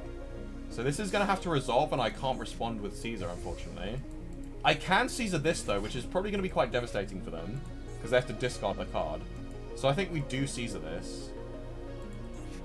See if they have any, like, Forbidden Droplets or, like, Board Breakers. Discard Gold Sock. Oh, right, because they already have the Tragedy. Yeah, that's fair enough. Okay, unfortunately, they actually chain blocked it from Caesar. That's smart. So this is going to resolve. That's fine. I guess we do just go add a Despia monster. Actually, you know what? I'm going to let this resolve. Just in case they have the Despia monster in hand. This could be like a bait. So I'm actually going to let this resolve. And then when they summon the Aluba, I'll just like chain the Phantom to it. Yeah. Okay, so this guy's just playing around my Caesar like crazy. I guess they used all of that time to figure out how to play around Caesar. I'm still feeling pretty safe here though, because I've got like Super Poly. I've got 2 monster negates, so I still have all of my Caesar negates. So okay, so Mirror Jade is kind of a problem, but if they don't use their turn player priority, I think what I'm gonna do is I'm actually just gonna Super Poly this. And I don't mind sacrificing a monster negate here. Actually, no, I'm not going to Super Poly it. Because it is going to wipe my board, and I want to make full use of like my other stuff first. Unfortunately, I'm probably losing my Caesar here. I actually want this to resolve. Because I actually want to make the most use of my Caesar negates. Because this board wipe is actually kind of irritating, because it basically checks my Caesar. And I know Brandon has a very, very good grind game, because they had like main phase 3 shenanigans Fawn of the Virtuous is actually really annoying. Oh, crap. Fawn of the Virtuous checks my... Oh, no. This guy's outplaying me, low-key. Shit.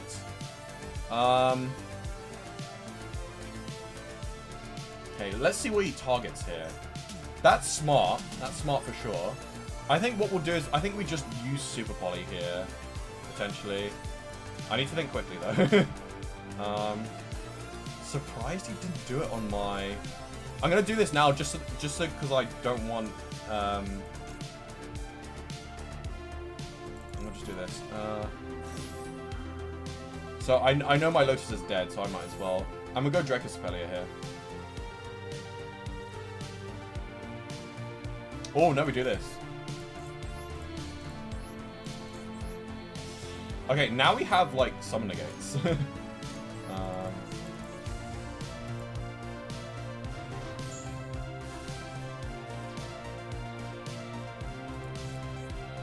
Does this not trigger Crush? Oh, it will trigger Crush Sheep. It's just that this guy has some triggers first. Oh, that's unfortunate. I did not realize it had that effect. That's so annoying, actually. I think we just summon the Lotus here.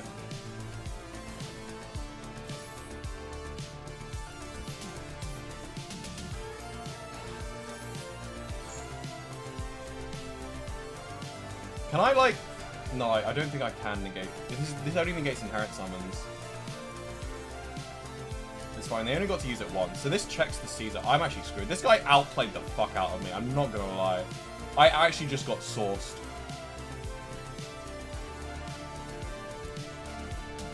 I got completely sourced.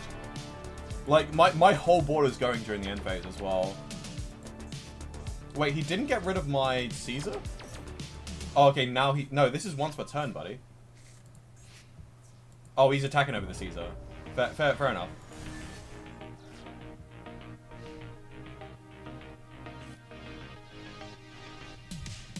Okay, so there goes my... My board does get wiped, right? Okay, we do have a decent amount of follow-up here, so we gotta focus. I can return that. He's already used this.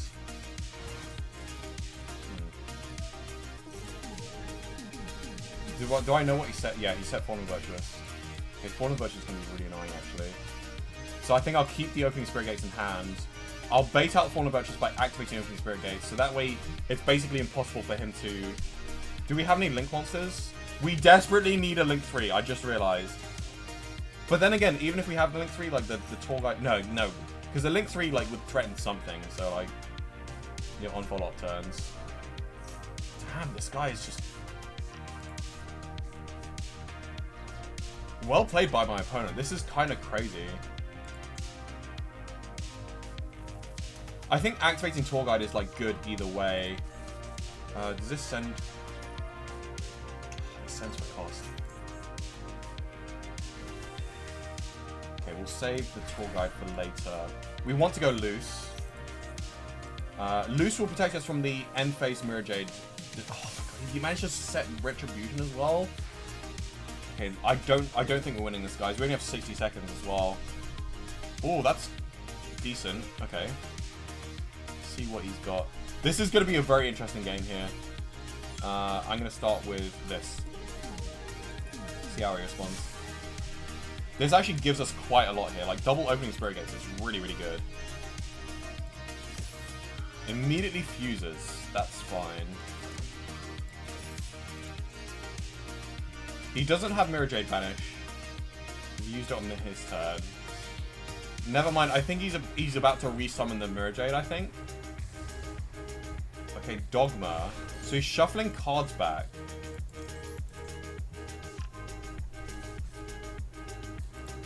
Shuffling the Muting in the Sky would be such a heads-up call. Like, that would be insane if he actually shuffles Muting in the Sky. I shouldn't have discarded it. But actually, no. It's okay to discard it because, like... Opening Spirit Gates is, like, low-key a better follow-up card. I have so many graveyard effects, though. It's hard for him to actually choose one. I think we need to go... I think we need to shuffle back the Phantom with the Duke of Demise effect. He has so many options here. And I don't think he can catch everything. I think one way or another, I'm like doing some shenanigans here. I hope he shuffles back Air Eliter though, because that would be useful to me. Oh, okay. So he... Okay. That was very smart. He didn't catch the Mooching in the Sky though. I want to North on Tour Guide. I want to... summon Lotus, but we can't do that because that gets checked by that. Okay. We need to bait out the Mirror Jade. So we're going to bait out the Mirror Jade Banish, hopefully. So that's the Omni Negate gone. Oof. This is tough. This is tough. Okay, I think we have to go Muting the Sky here. We'll go Muting the Sky. Actually, do we...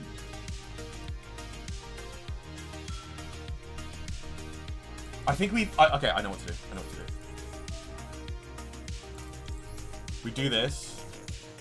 Oh, no. We want this to resolve, actually. No, we should have baited it out with Muting the Sky. Yeah, we should have... Okay.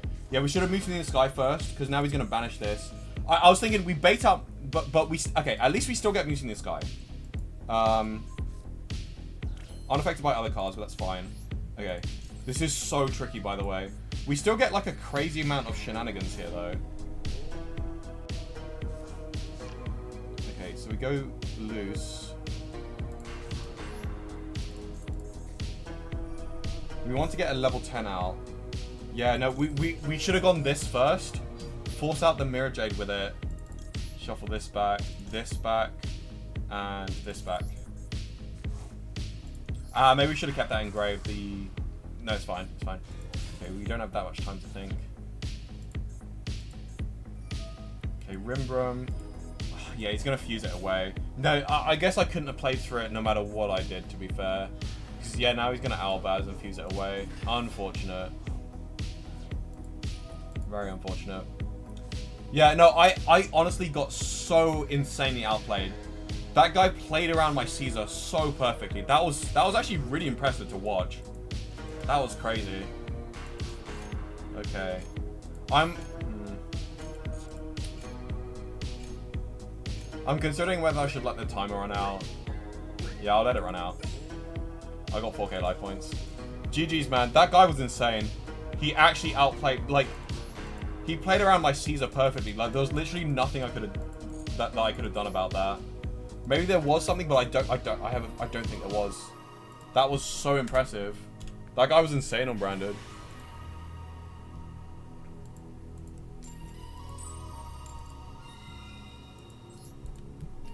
Alrighty, next game. I'm getting kind of hungry. I should probably grab myself a snack or something.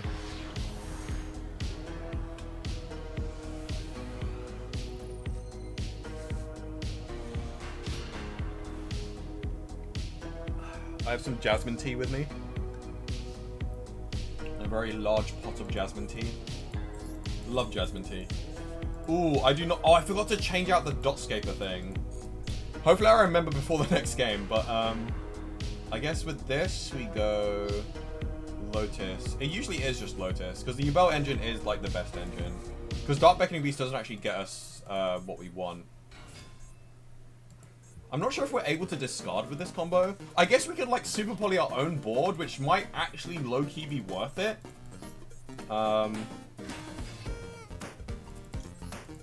We can't super poly now because we need 2 monsters on board, but like... So if this gets impermed, unfortunately we are kind of... It's just going to be super poly pass. Okay. This guy has some kind of interaction. Could be a Bestial.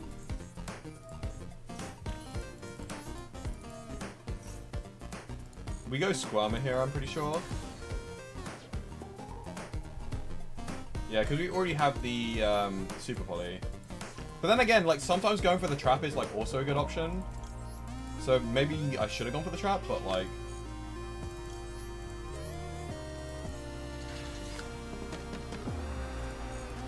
Does, like, Proxy F get us something? Let me think. We go Squirmer. We go into Proxy F. That doesn't actually get us, because we don't have enough bodies on board. So how about Cross Sheep? We go Cross Sheep. We would have to like use the Phantom. Let me think. We go Cross Sheep, summon Phantom, summon Lotus. Oh no, wait. Hold on. We go Proxy F Magician. Can we get 2 bodies out after that? We can't get 2 fusion summonable bodies out. Okay. No, I think I know what the play is. It hurts to do this play, but I know what the play is. Alright, Mr. Impatient. I actually wanted to practice that combo, buddy. Like, that was a very interesting combo because I think the play, it was a really weird play, but like, the play was to go Cross Sheep, and then we would use Squirmer to destroy Yubel just to get extra Yubel bodies on board so we have Phantom material. And then with Cross Sheep on board, we would go summon Phantom in the Cross Sheep zone, summon Lotus from the grave, and then we banish Gruesome Grey Squirmer. Oh no, we would go use the Phantom and the Cross Sheep to go into Proxy F Magician. We have the Lotus on board, and then we go banish Gruesome Grey Squirmer, summon the Yubel, and then we Proxy F Magician to summon... Yeah, Proxy F Magician to summon Aerial Eater. And I'm sure there's some kind of shenanigans we can do with that. Yeah. I don't know. There's probably some kind of shenanigans we could have done with that, but like... Okay. Now I remember to actually change the extra deck because I do want to add like a rank 3. I think we'll take out Dotscaper. It is just a brick that we only really need to like I've never got into the line of like Mature Chronicle Banish from deck because most of the time we are actually summoning like Gruesome Grey Squirmer. It's just like usually when I go for the Genesis lines, I usually don't summon Gruesome Grey Squirmer because there is no Link monster, so I don't have the luxury of going Cross Sheep or Proxy F Magician. Because, like, this is basically just a Genesis deck, but with Proxy F Magician and Cross Sheep, which both of those Link monsters add an insane amount of playability to the Genesis build. Because not having Link monsters, like any Link monsters at all, means that I can't link off the card that I summon with Tour Guide, which is very, very harmful because it forces me to go into, like, really random cards like Dante. But anyway, we are going to look for some rank 3 XYZs that we can add to our deck. Rank 3. Alrighty, so with this is a monster negate, I believe. Negate its effects. I do think like Bamboozling Gossip Shadow is better though. Yeah, it's also... Oh, it's a wind spellcaster, what the hell? When an opponent's monster activates its effect, quick effect detach 2, both... Yeah.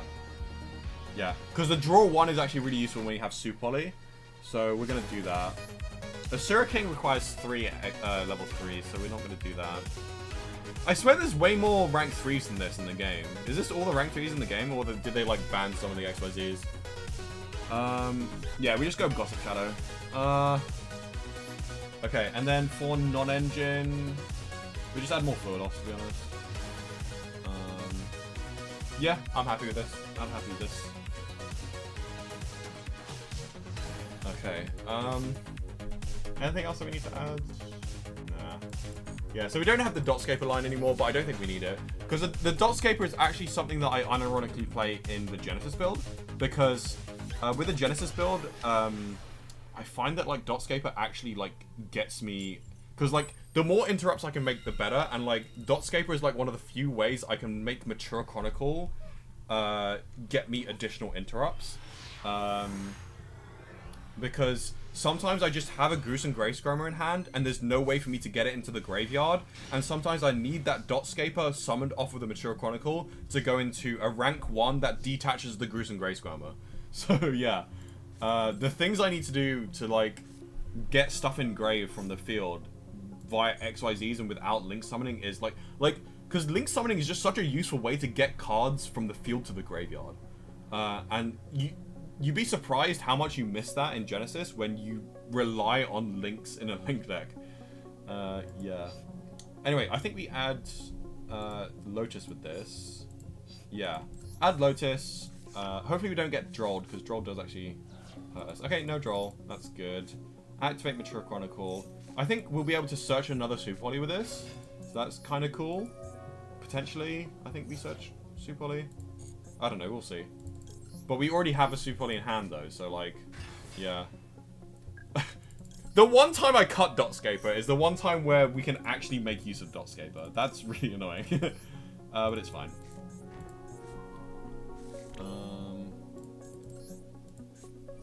Yeah, this is actually a Dotscaper line. I just realized this is actually a Dotscaper line.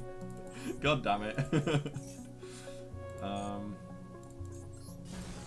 But we can still make use of the Mature Chronicle here, I believe. Because we don't really have a discard fodder with Super Poly, and I think we can actually provide the discard fodder here. Wait, we could do some... I believe we can do some Proxy F Magician shenanigans here. Yeah, so actually we might have to use Mature Chronicle to summon Yubel from the grave. And then do some Proxy F Magician shenanigans. Yeah, I think that's what we... Yeah, that's what we do. So I guess even without Dotscaper, like, we didn't actually need Dotscaper. It's good to know that it was the correct card to cut. Okay. So yeah, I definitely think we don't search Super Poly, but we probably just summon Yubel from grave, I think. First things first, though, we go Proxy F. Or do we go Cross Shoot first? I think we just go Proxy F first, and then if we need to go Cross Shoot, then we can go Cross Shoot. Okay, and then... Yeah, we can get two bodies. One with the Squirmer, and then one with the Proxy F.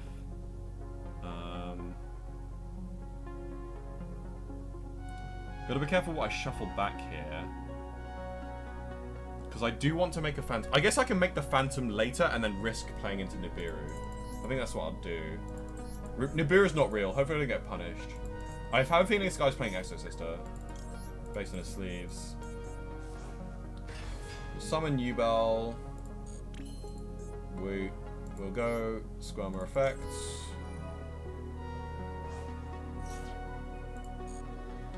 Summon this. This threatens Nibiru.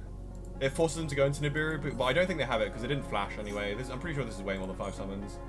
But yeah, it threatens me going to Vrudras though. But yeah, we're not going to go into Vrudras though because we want a combo.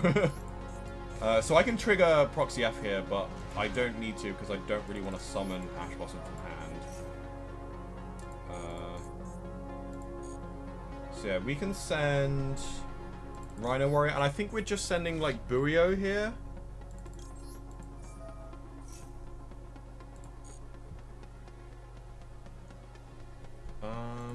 Are we sending Buio? I believe we are, right? Yeah, we're sending Buio. I haven't really used Shayama much here, come to think of it. But that's fine. Okay, so we got Mutiny. Okay, now I need to think about what I'm shuffling back. We'll just make a Phantom first, just in case we mess things up. It's not that easy to mess things up, to be fair. Oh, I just realized. I think I did mess things up a little bit just now, actually. Nah, it's fine. It's fine. It's whatever. I'm trying to think. If we go Cross Sheep. Oh no, because we use those two for fusion material, and then if only we had like one more body to go into Cross Sheep.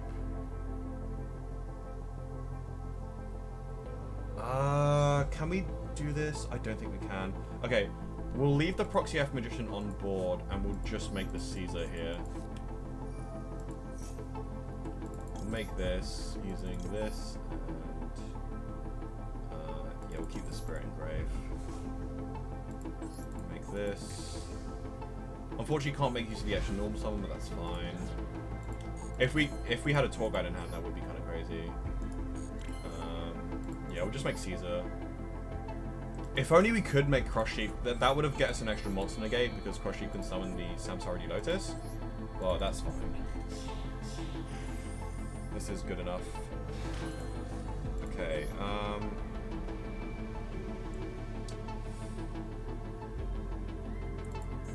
maybe I... Because I need discard fodder for Super Poly.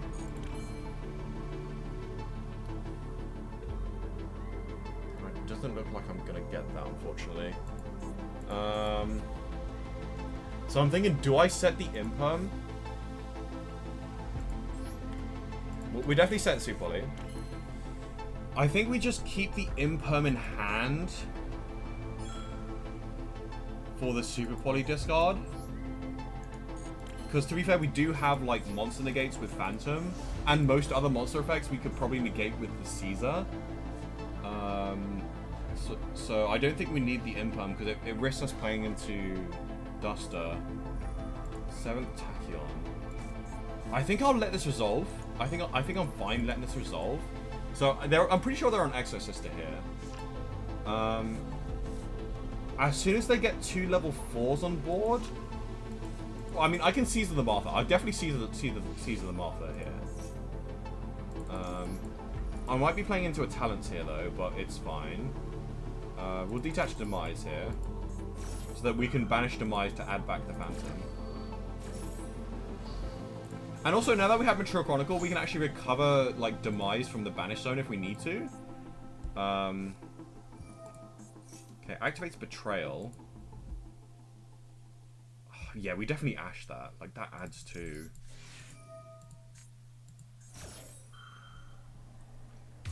He can choose to banish something from my banish the Ash Blossom from the graveyard, but I don't think he will.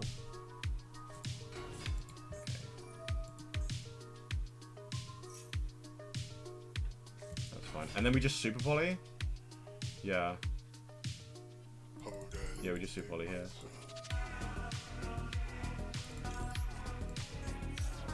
Into Garura. Because, like, they do have quick effects on summon, and that could definitely break my board. Yeah, we'll avoid the Link Zone just so we have the option. So I'm pretty sure this, like, ends their turn.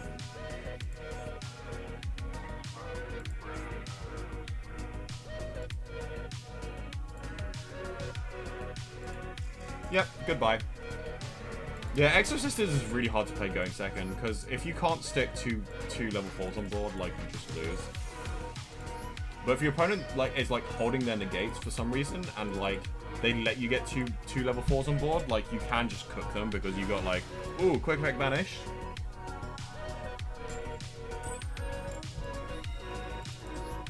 I hope my win-loss ratio is accurate. I can always check at any time based on the number of medals I have, because I know that on a win you get 500 medals, and on a loss you get 50 medals, so I can just do some maths, some simple maths to like calculate. Yeah, we got a very good win ratio here, by the way. Like, I'm actually destroying these noobs. Jesus Christ. Ooh.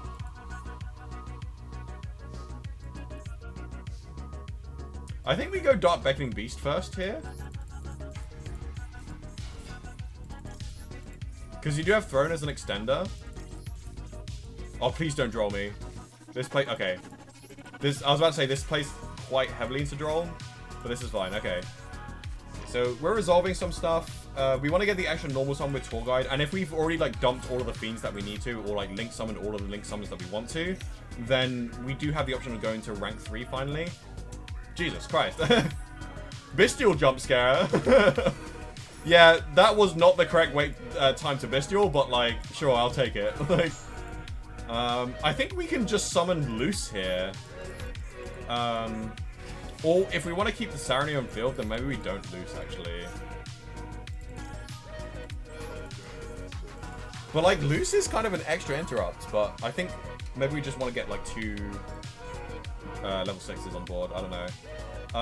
Yeah. These combos are very improvisational. Do we Nightmare Throne? I'm not sure if we use Nightmare Throne here or not. You know what? I think we do. Yeah, we go. Yeah, we go Nightmare Throne. We add Goose and Grey Squirmer, and then we go Nightmare Pain. Get the additional body with Nightmare Throne for the Link material. destroy this, and then we add... Ooh. No, yeah, we add Eternal Favor, because I'm not sure if we can get 5 counters. So this is going to be our Super Volley. Chain Link 1, Chain Link 2.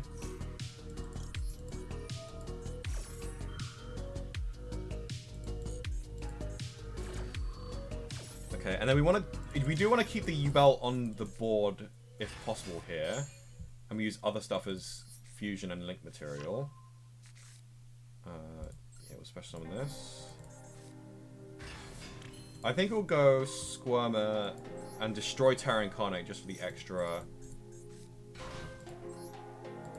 fodder to summon, to be able to summon the Phantom. Okay. So I think we go Proxy F here, using some stuff. Okay, and I guess we are we do have to use the Yubel here, which is fine. Yeah, we'll do it. We can special summon... Ooh. Oh, I wish I could undo this, actually.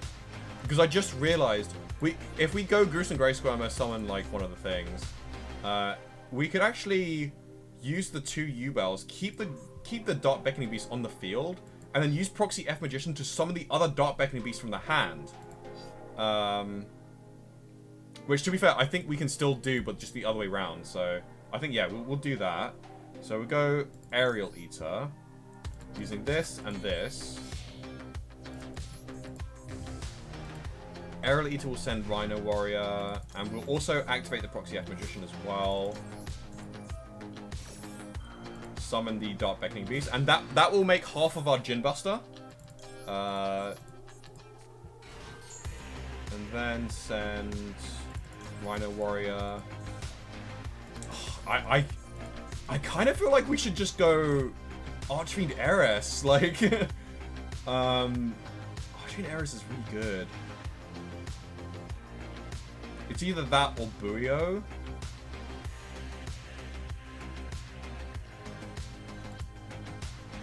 Or even, like, we can go Shyama as well. Wait, I think we go Shyama here, actually. Okay, I'm definitely overthinking this. I really shouldn't overthink this.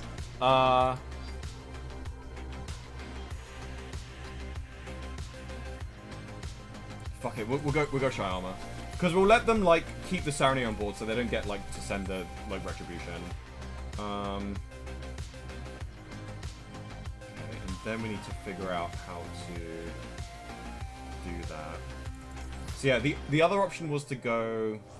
maybe because I just realized now we've just locked ourselves out of being able to go for the tour guide line. But to be fair, I don't think we had like enough discard fodder to achieve that. But anyway, it's fine either way. Okay, and then we go... Summon Phantom, because I do want to get a Caesar out here, and we'll shuffle back Terra Incarnate, and I think we shuffle back Yubel as well. Yeah, Terra Incarnate and Yubel. So that in attack mode. Okay, very complicated combos here, and I think we just discard the tour guide here, realistically. I feel like we probably could have done better there, but it's fine. And I think once again we might want to keep the impermanent hand, maybe. Wait, can I get like discard fodder in hand during... You know, I could have gotten discard fodder in my hand during my opponent's turn if I went for the rank 3 play. So I think instead of sending the Shyama, I think I definitely should have gone for the Buio, and then Buio to make the Duke of Demise. But, you know, these combos are so insanely hard because you have to think, like, 10 steps in the future to plan ahead what you're doing. Based on each individual hand, there's literally infinite possibilities with these combos, and it's very, very hard. You just have to literally know your cards inside out. Wait, my Link Zones. Oh, we can't go for Varudras. Oh, actually, I don't think we could have gone for a Voodoo anyway, to be fair, so...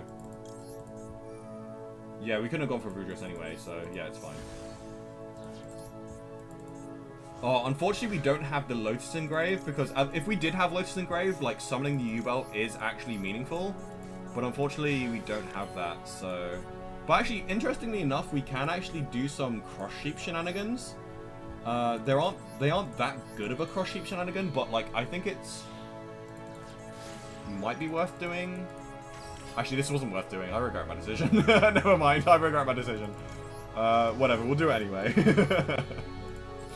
Wait, can I summon a level 4 Lotus Engrave? Because if I can, I will. Can I choose?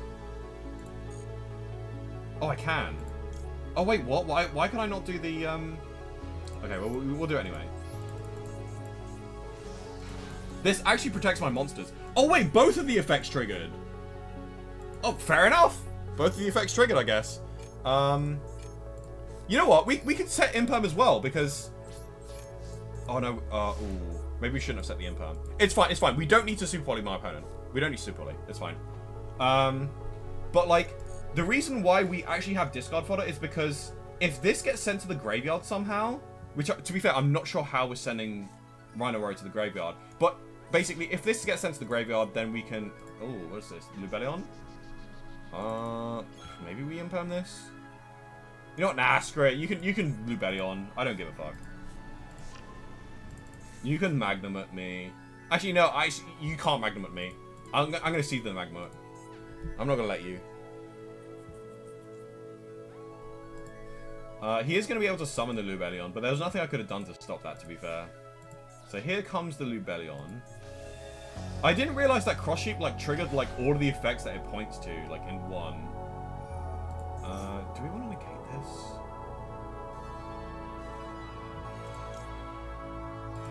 I mean, whatever, I guess. We'll just negate it, it's fine. Probably shouldn't have negated it, but, like, maybe it did, maybe it was going to get them something.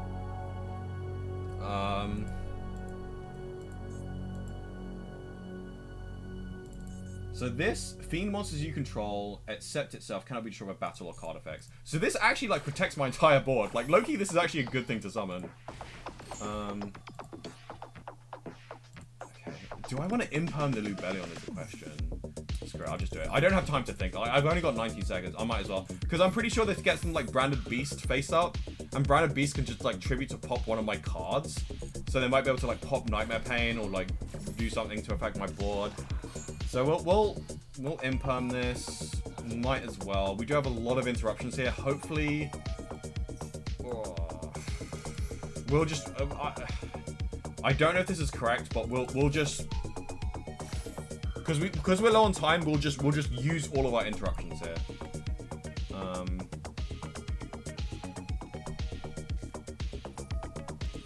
I actually don't think I want to negate this. Because now I kind of need to save the Caesar for the... I kind of need to save Caesar for, like, Branded Fusion.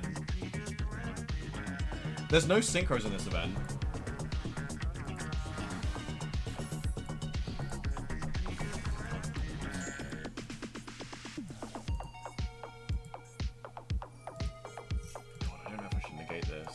I'm going to be a little bit more conservative with my negates here. Okay, so we'll negate Branded Fusion with the Caesar, and then we'll save the Phantom for whatever else they have. Okay, so here's the Caesar negate.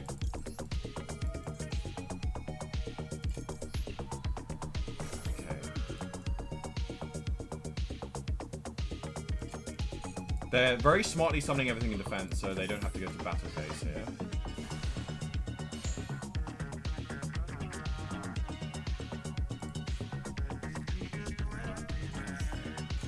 I think I'll just do this. Because I don't think I'm going to get that discard fodder as much as I wanted it to. Okay, I completely forgot about the Magnemite, not going to lie. But Eternal Favorite doesn't target. So we can actually just let this resolve. I know he gets to search a thing during the end phase, but It's fine. Yeah, so that did not, like, prevent my Tunnel Favorite from doing it. But, like, yeah, weird. So, chaining 1 mag, chaining 2 spirits. Oh, yeah, no, wait, I just baited my opponent into... His branded in high spirits didn't resolve. It didn't resolve because he used the Magnum in hand, so he didn't have anything to reveal or discard. Wait, he's actually stupid. He's summoned in attack mode as well. Yo, this guy's actually cooked. It's over. Yeah, yeah. You messed up. I actually baited bro into, like, freaking... That was such a good bait.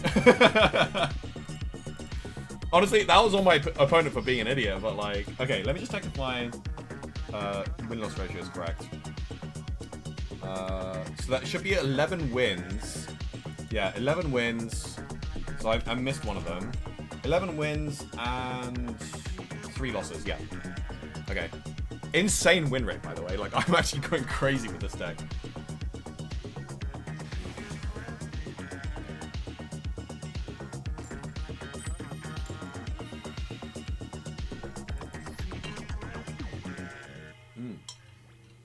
Very good Chinese tea. I probably should have put a bit more sugar in it, though, but... I did put a little bit of honey. Jasmine tea. It's very good. I'm actually half Chinese, so it's in my blood to enjoy Chinese tea. Okay. Is this a first action Phantom? This is looking like a first action Phantom game. Yeah, we'll go first action Phantom.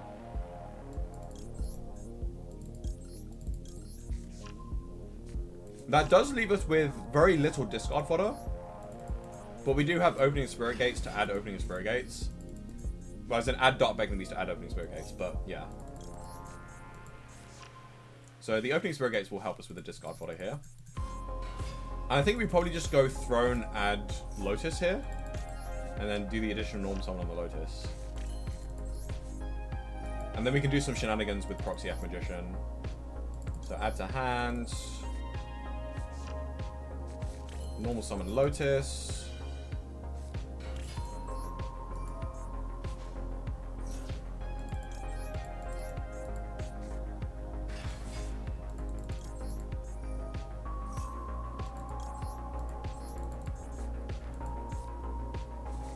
I'm actually quite happy with the non-engine ratios. I was a little bit worried that, like, I don't have enough non-engine in this deck. But, like, I've seen, like, Imperms and Ash Blossoms, like, as much as I wanted to see them. So, it's worked out so far, and I'm pretty happy with that. Okay, chaining 1 Throne, chaining 2 Spirit. And I don't think we'll be able to keep the level 10 on board, but it's fine. Special summon this. Special summon this. We might be able to end phase summon the Lotus if we keep, but no, I don't think it's not looking like we're going to be able to keep that on board. Okay, Proxy F Magician.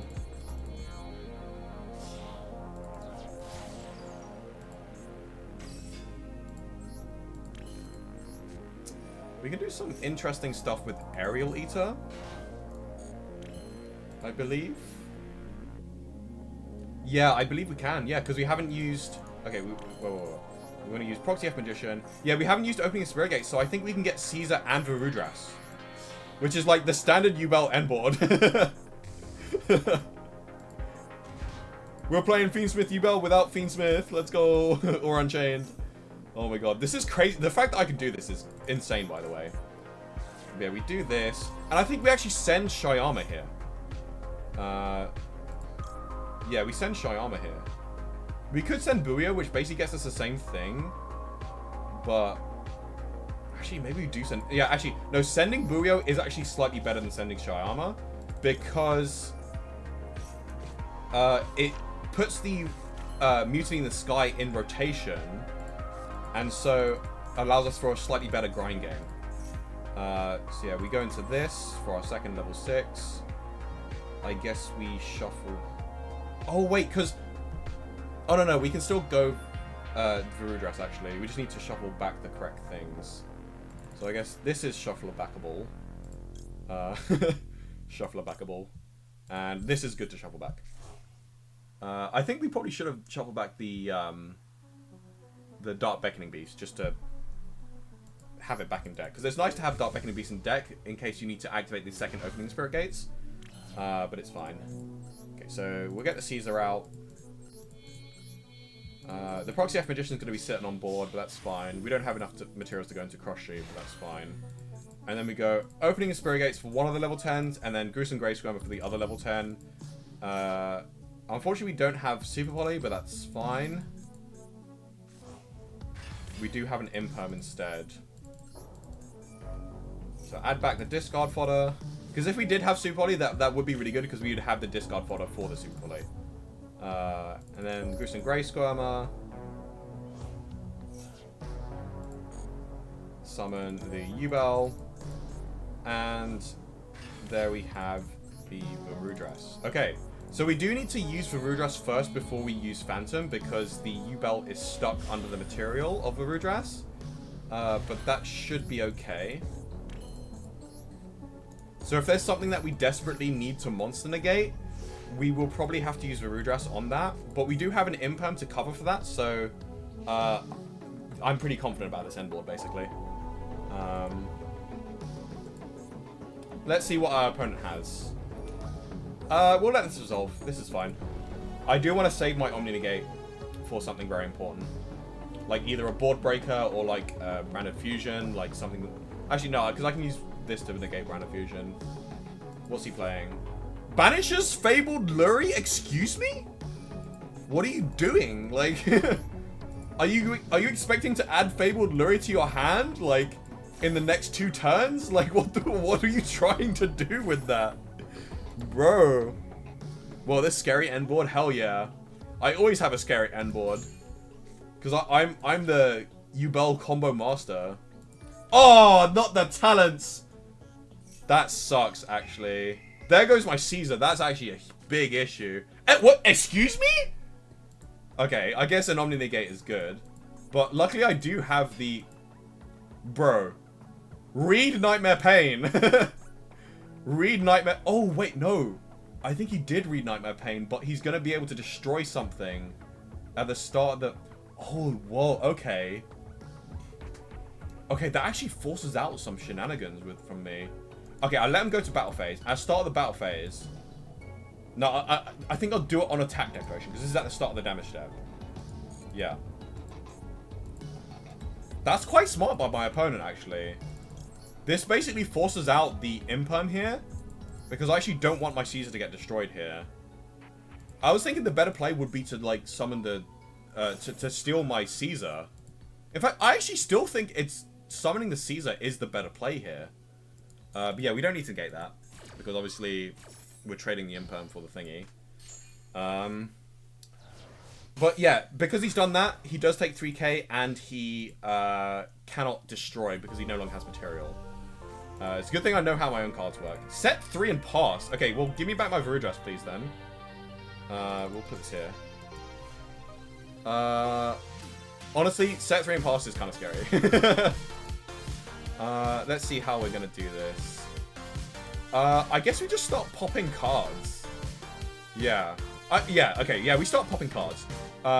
First things first, we'll pop Varudras. This threatens a non-target pop, which basically baits out all 3 back rows, because I could pop any of those cards. He's also very low on life points, so maybe I go for, like, Geist Grinder Golem plays here. No, yeah, we definitely search for Geist Grinder Golem. Because we have an Ultimate Nightmare in hand. Okay, so he didn't respond to them. Threatening Roar? Bro, am I getting stalled out here? Bruh. Okay, so I'm expecting like Mirror Forces, Magic Cylinders. I'm expecting a bunch of lame stall cards. Now, I guess. Which I can easily play through, because my deck pops so many cards that this guy ain't even ready. This guy is actually just not ready for this. So yeah, send this to the grave. None of these cards are able to activate. Like, oh. Okay. Okay, never mind. Something flashed there. But I think we're still good. We just go loose, and then... Loose can't be destroyed by card effects, but we can threaten a bunch of shenanigans. 2 and... Yeah, we'll put this back in the deck. And then with this, I think we just dump Rhino Warrior and then anything really. Might even just like dump Shyama to pop even more back row. Is it Shyama here that we're doing? Probably is, to be honest. We only need to attack with 2 Yubels. Yeah, we'll go Shyama. And then we'll summon Yubel with Opening Spirit Gate. Shyama will trigger loose to pop that thing. So, yeah. We have, like, we can pop 4 back row if we wanted to. So, and it looks like my opponent is just playing pathetic back row, like threatening Roar, which he isn't even responding with them. Like, he's not even activating them in response. Hello? Like, okay. I guess we just get... Yeah, we'll get Mature Chronicle here. Because we are going to be summoning a few things here. Okay, before I forget, we'll add back the material. I can fuse with Proxy F Magician as well. I think that would be Loving Defender Forever. Anyway, probably not going to be doing that. We're probably just going to be going this. This is basically the litmus test of, is that a third? I swear to God, if I see a third threatening roar, I'm gonna lose it. I'm gonna lose it. I think we'll use all 3 effects here. I know I don't have the board space to summon everything, but Nightmare Throne will give us like discard fodder anyway, so it's like worth doing the Nightmare Throne because I don't see us like triggering Nightmare Throne any other way. Okay, so special summon this. That's 1 counter on the thingy. Oh, he didn't respond, by the way. This is going to the graveyard, buddy. I knew it was a Mirror Force. I freaking knew it. I can't believe he had 2 threatening roars. This guy had 2 threatening roars, and he didn't activate them, even though I targeted them to do... Okay, to be fair, one of them was a non-target pop, but like... I definitely targeted one of the threatening roars and he didn't chain it for whatever reason. No, I know the reason actually. I know the reason. The reason is he wanted to get greedy with the Mirror Force. But I guess he didn't expect me to have 3 pops. God damn it. Poor dude. Poor dude. He's just trying to Mirror Force his way to victory. Frickin' 2003 Yu-Gi-Oh mentality. Like, bro, you're not gonna win. Mirror Force doesn't win you games, especially when you don't have any monsters to like play with. Like, I guess he was playing like Fiendsmith Stall. Like, I don't know what the Lurie was doing there, and I don't know why he's playing frickin' what do you call it? The Golden Sarcophagus. If he had basically had nothing to summon off of it, like, bruh. Okay, unfortunate hand. If this Yubel was Spirit of Yubel, this actually wouldn't be that bad, but like... Okay, where do I Ash against Constellar?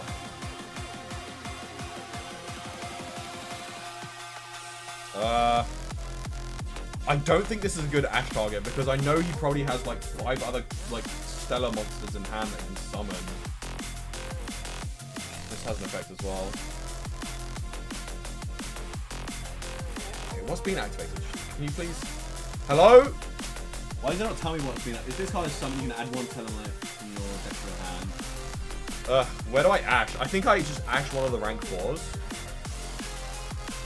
I have no idea. Push on this card.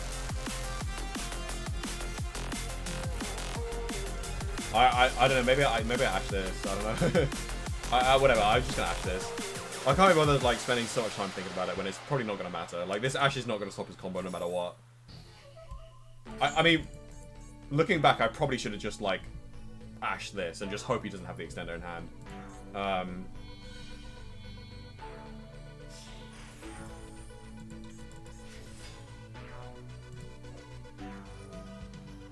Okay, what's this doing?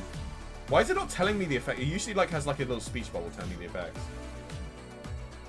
Once per turn, detach one material from this card. Add one. Just add the monster. Hopefully the negation of the spell and trap add is like good enough. What is this? Once per turn, when your opponent activates a spell effect, quick effect, detach two materials from a monster you control negate. Okay, so he has a spell effect negate. So far. Holy crap, that's so many level 4s. I think he is locked though into like light and dark. Okay. Am I getting FTK'd? Like, that you can go into like 5 monster like rank 4. Which I know there's like a warrior thing that like, oh god, am I gonna get FTK'd? I feel like I'm gonna get FTK'd. Wait, what the hell? You just summoned the same card. Is this... Oh, I see. Okay. No, I don't actually see, but like... Okay, what is going on?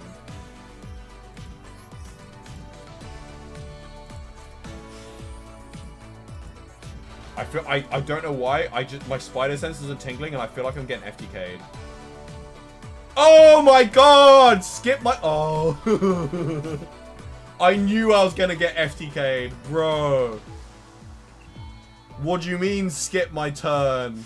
Why was that so easy for him to do? What the hell? And he just summons a monster negate on top of that. Bro, what? It was so easy for him to do that as well. Yeah, thanks. I don't even get to draw a card. Bro, turn skip gaming for sure. Like, what is this? Like, I literally just lose. That's an FTK.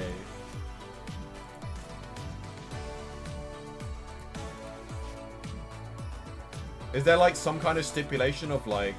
Okay, well, this is just full combo, right? So I just lose because he just OTKs me. So, unfortunately, I do have to play this out because I do get 50 medals for a loss. And... So, which is 1/10 of the medals that you would get when you win.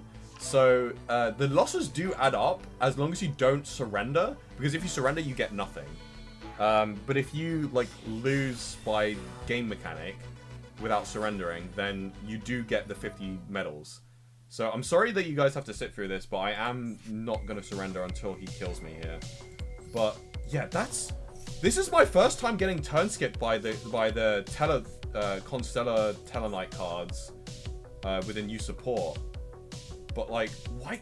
They can do that so easily. What the hell? Like, I negated their ability to, like, search the spell trap, and they were still able to play through that. But, like, that's crazy. Like, maybe, I mean, you know, maybe I could have used my Ash Blossom in a better place, but, like, I feel like I was not stopping that with a single Ash Blossom. Why was that so easy? Like, it's just detach 7 to turn skip your opponent. Easy fix. Like, just ban this card. Like, because, like, turn skips are just not fair. Like, I can, like, it just doesn't feel good to play against this, and I'm pretty sure Tellarknights can play without the turn skip.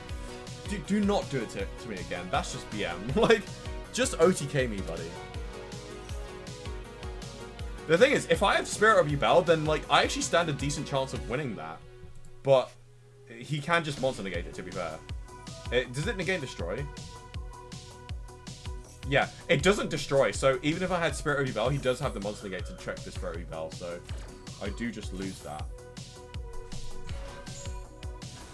Can you just OTK me already? Jesus Christ, you have 9k on board.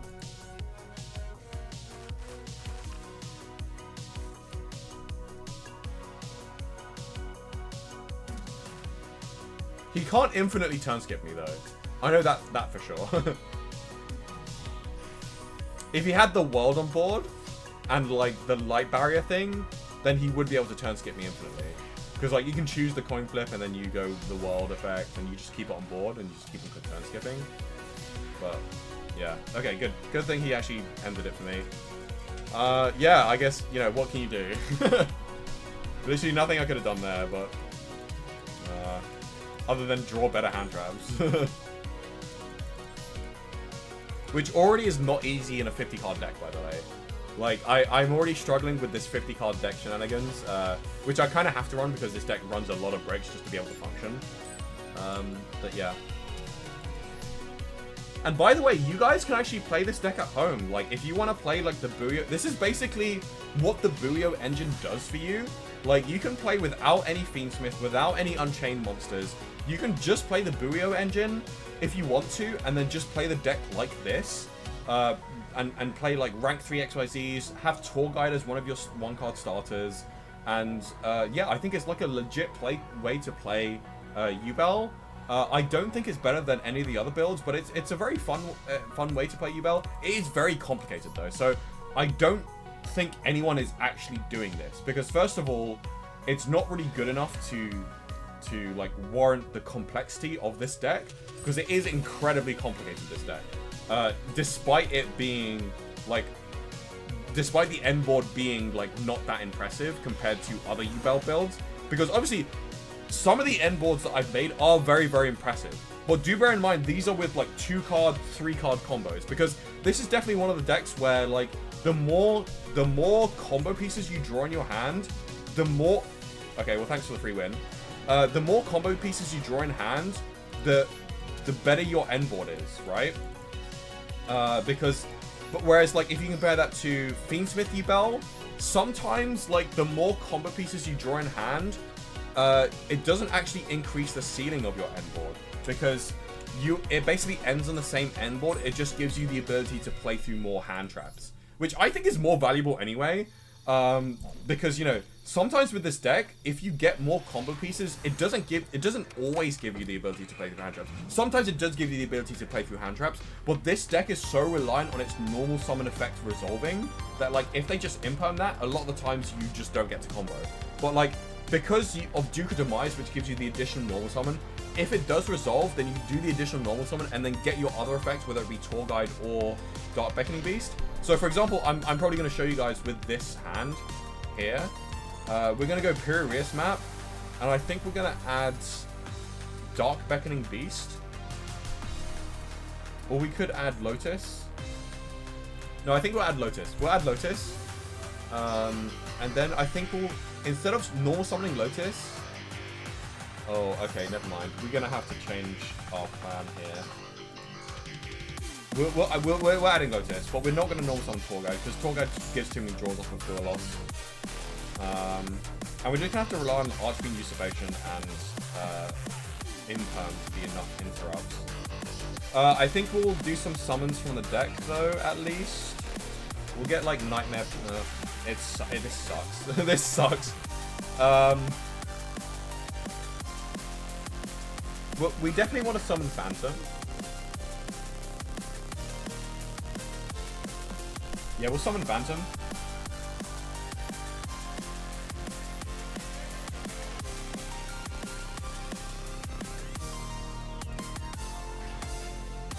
And we'll just go Archfiend Usurpation. Set this. And then set the Imperm. Hope that's enough. It's only 3 interrupts. It's not looking good, guys. Well, like, that is just what... Like, Fuelos... In every format, Fuelos is pretty much our kryptonite. Like, I'm sure there's some formats where Fuelos isn't our kryptonite. Probably the formats where Fuelos isn't playable. like Edison format. Like, I don't know, like... I don't know what to say. Like, it's just... This card should never have been printed. Like, it pisses me off. We have to let this resolve. Sending High Spirits. Okay, not Retribution. Maybe they have Retribution in hand. By the way, this song is a banger. What the hell is it? This song is 1988 by Ruza, in case you're wondering. Okay, nice Form of Albaz.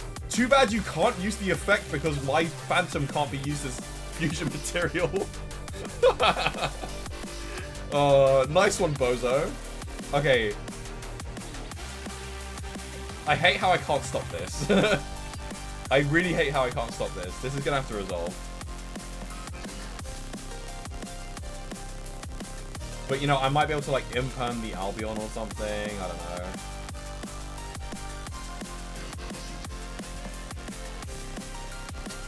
Ah, send Libellion.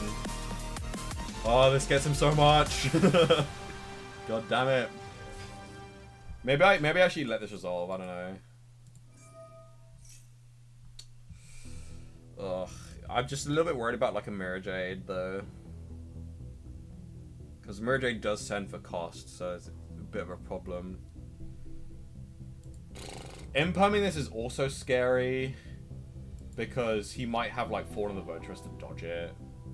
But I guess he would have that regardless. So maybe like it's the imperm situation is like a now or never. Yeah, I think I'll imperm this. I'll imperm this. I should have summoned my Phantom in defense, but it's fine. Let's see if he has it. Yep, he has it. It's fine. Okay, we are burning his resources. That's something. I'm just coping here. Like, Fuelos is just one hell of a card. Like, what can you do? You just get Fuelos and you don't have the out, and then you just cry. Like, they need to ban that card. Like, it's so stupid. And I know I'm biased, but like, it's just not okay. That card's just not okay.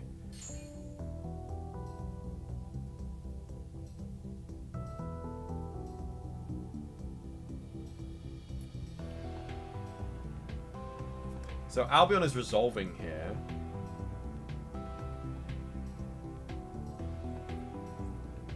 I think we're gonna have to save the Phantom for the Mirror Jade negate. Sorry, the Mirror Jade banish. Rinbrum. What does this do on field again? Oh fuck it. God damn it.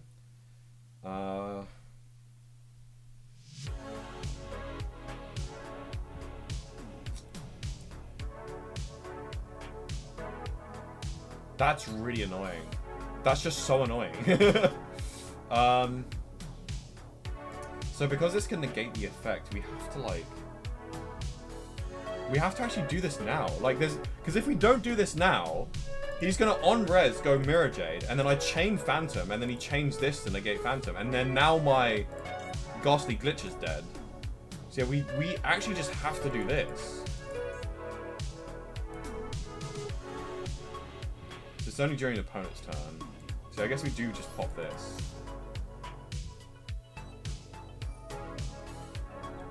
So this isn't if you do, right? Target one card in the field, destroy it, and then you can. So I do need the destruction to resolve here. So as much as I do want to chain the Phantom, this gives him the opportunity to chain Rinbrum. And then he can bounce the Rinbrum, which I'm not sure if he will do or not, to be fair. So maybe I do just like chain the Phantom to prevent it from getting banished. Because, oh yeah, now he is forced to banish one of his cards. To be fair, I mean, how much do I care about the art? Oh, I should care a lot about the Archfiend glitch. Okay, yeah, I think for the sake of the Archfiend's Ghastly glitch resolving, I think we actually just let my Phantom get banished. Oh, but then again, like, I don't know. Oh, we do have Tour Guide in hand, to be fair. We do have Tour Guide in hand. Actually, yeah, because we have Tour Guide in hand, like, I do think we do have enough follow-up. So we use this. This forces him to banish one of his own cards, which is something. And yeah, my thing gets negated, but that's fine. Archfiend Ghastly Glitch can still resolve if the Rinbrum stays on the field. And if he banishes his own Mirror Jade. Which means I basically cleared his board, and I might be able to just survive the turn. Because he wouldn't want to banish his own Rinbrum, right? Yeah. He wants the Rinbrum engraved. Okay, so we are actually in a decent position here. What do we send? I think we just send Rhino.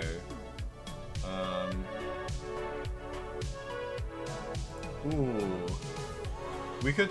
Okay, well, yeah, we definitely send Rhino. Well, actually, maybe we don't send Rhino because we want to, like, get Rhino off of Tour Guide, but like, I mean, either way, like Tour Guide can get the Buio if you need to.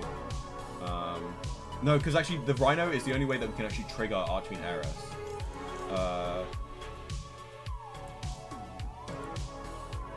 So using, we could go this to return the Phantom to the extra deck, but we don't actually have any Yubels in rotation, so that isn't actually that useful. We could just go Archfiend Heiress. Like, set the pop thing. Like, that's not that bad. Like, as in, like, we can draw phase, like, set the trap. Like, I think that's pretty good. I think I'm spending too much time. Or, actually, no. Mutiny... Actually, no, I don't think Mutiny's good. Because we don't have enough Fiends engraved to actually be able to go for the Mutiny stuff. Actually, that's not true. Okay, I'm overthinking these. Just do this. You got to pop for next turn, because you can normal summon Tour Guide, and then you immediately chain the pop. Okay, let's see what he's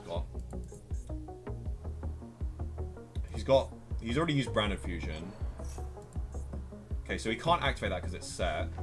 So I think we're in a really good position. This guy is not playing that well. I mean, he does have main phase 3 shenanigans. So probably like set Fawn of the Virtuous. Titaniclad to summon, which so that's Albion. And then like Titaniclad to summon.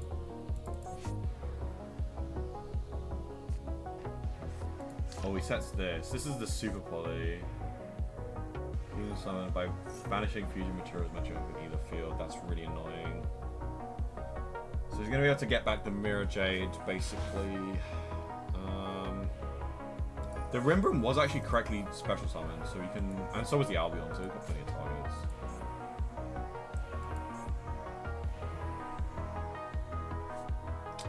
It's not looking good, chat. It's not looking good. Adds this to hand. Which I think he can summon somehow during my turn, but like... Whatever, Branded is confusing. Like, Oh, okay. So we have two... That's actually not what I want to see. I would want to see like a Gruesome Grayscrammer or like a Nightmare Pain or something. But, yeah, we'll go to the main phase. We'll go Usurpation in the main. And then we can do some pops.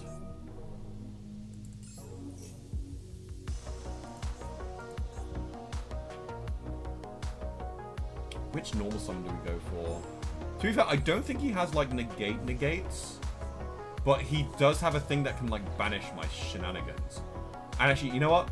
For that sole reason, or the fact that he has a Super Poly that can banish my cards, I think we go this, because we actually need opening the Spirit Gates to actually stand a chance of surviving. And then if we need to, we can go Ghastly Glitch. Do I know what he set? He immediately does it, which is annoying.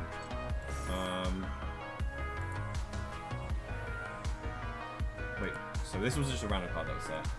I don't think we chain... Actually, no, we actually have to chain here. I guess we can go for either Quem or the Unknown. Like, popping Quem is not terrible. Never mind, he does have Rimbrum to bring it back. Wait, target one Fawn of Albez in your graveyard. Okay, so it can only special on Fawn of Albez. Maybe we save the Archfiend's Ghastly Glitch to chain to the Fawn of Albez effect. Maybe we do that. No, because we need something engraved to actually summon with opening the Spirit Gates to actually continue on combo. Okay, yep. We have to do that. I might do it on the Unknown, because... No, actually, maybe doing it on Quem is good. Yeah, we'll do it on Quem. Oh, no, I should have done it on the Unknown, I think. Because if this is a Super Poly, like, I'm dead. Whereas this isn't actually that big of an interrupt, because it's, like, it's mainly used... Yeah, I should have done it on the Unknown. Yeah, I misplayed. It's fine. I'm probably going to lose this game anyway, like, because of Fua. Like, only because of Fua. So this is going to get banished. I guess we just go Lotus. We go Rhino Warrior, actually, just to get more cards engraved. Yeah, we go Rhino Warrior. So this is gonna get banished. He's gonna go for Mirror Jade. Yeah, I actually just can't play through this anyway, like...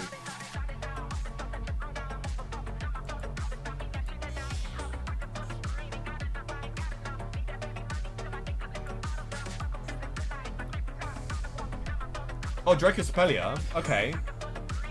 Might be able to play through that. I guess he only plays one Mirror Jade, which is why he's into some Mirror Jade. Okay. Okay. We have some shenanigans then, I guess.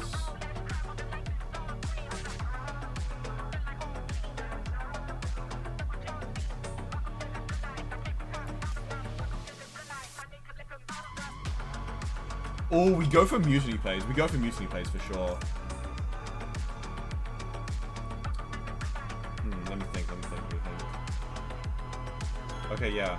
Okay, I don't have enough time to think. I have to. I don't think Mutiny actually gets me there, but like we'll try. Yeah, I think either way, I think yeah, whatever play I do go for, I think it does get checked by the Dracospelia. But with Mutiny, I think at least with Mutiny, I do get to attack over the Dracospelia. So we'll go for the Mutiny. I probably should have gone opening first, just in case like I can bait out like something. I don't know.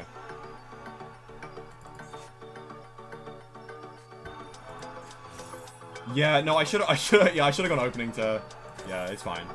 I don't think I'm playing through whatever this is anyway. Like, it is what it is.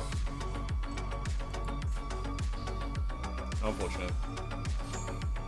I only have 4k life points as well, so yeah, we are losing this. I should have activated opening first, and then if this got Brand of Retribution. But to be fair, like, even if I go for the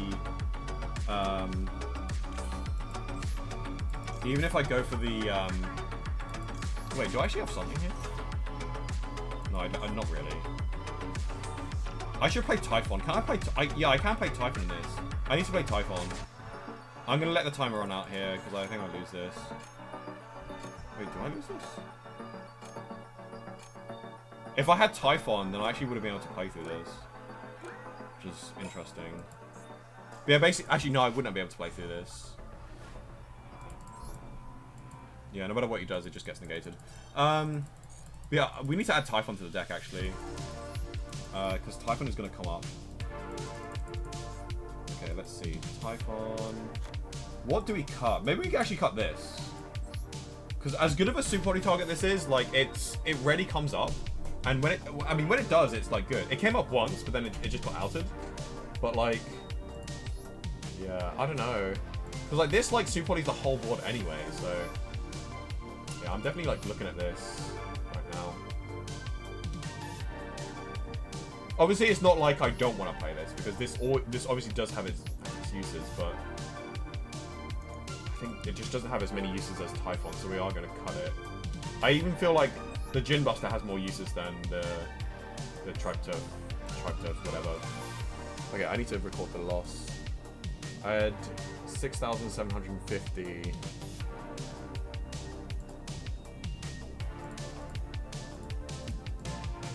Yeah, that's 13 losses and 5... Sorry, 13 wins, 5 losses. Cool. Going first. It's Yubel in time. Hell yeah. Let's go. Welcome to the stream, Pyro G. I've been cooking all stream, by the way. Like, the combos I've been doing are absolutely insane. I hate this hand so much. We shall first action Phantom, because this hand does actually just lose to a single Ash Blossom, unfortunately. Yeah.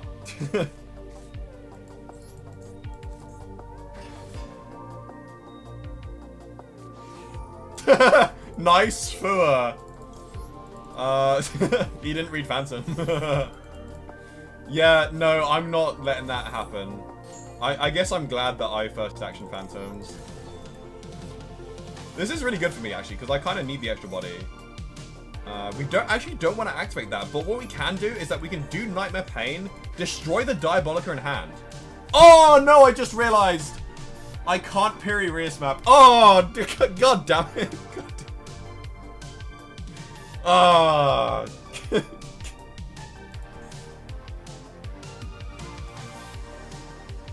It's fine. We got the pleasure of, like, it's not fine. It's not fine. It's not. Oh, I messed up. I messed up big time. God damn it. I forgot a Pyrrhius map has to be start of main phase. So we can't first action Phantom. We have to...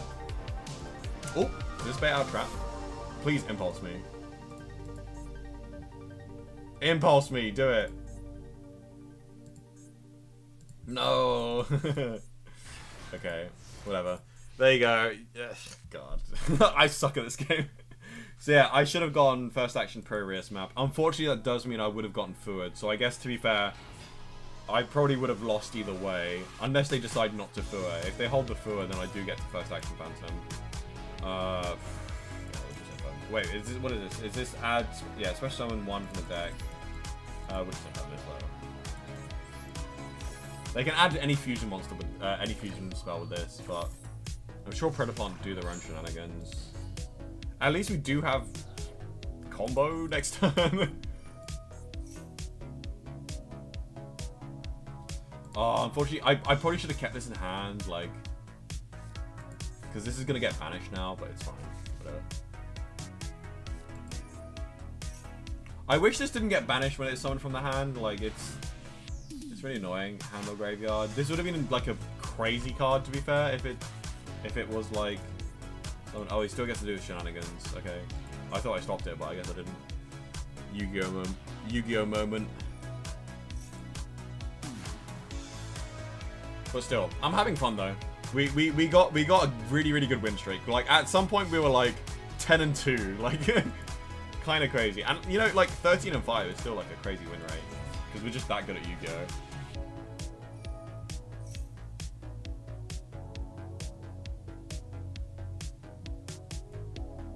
So unfortunately, I don't see us winning this, especially since Phantom's at 1. If Phantom wasn't at 1, like we actually stand a good chance because we can make first action Phantom and then... No, sorry. Not first action Phantom. First action Pyrrhius map, so we don't misplay like we did at the beginning of this game. We go Pyrrhius map first, and then we can go Phantom, and that might be enough to like play through like a Draco's or whatever they're using. Are they gonna super duper potty my freaking Diabolica away? I think they are. That sucks. They're targeting their own monster. Surely they could have been able to target my monster. I guess they needed to get like a plant out. But surely there's a Dark Fiend fusion in your deck? I guess there probably isn't, to be fair. Does it have to be the same type and attribute?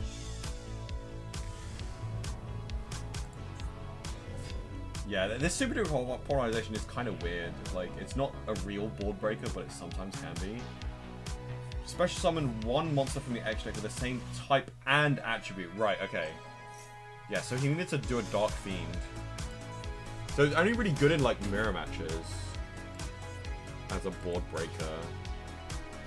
Neither player can activate cards or effects in response to this activation. So yeah, it can potentially like fusion summon using the special monster and a targeted monster. Yeah, like it can potentially like remove an opponent's monster without them being able to respond to it. But like you just have to have the same attribute and type of a fusion monster in your X deck.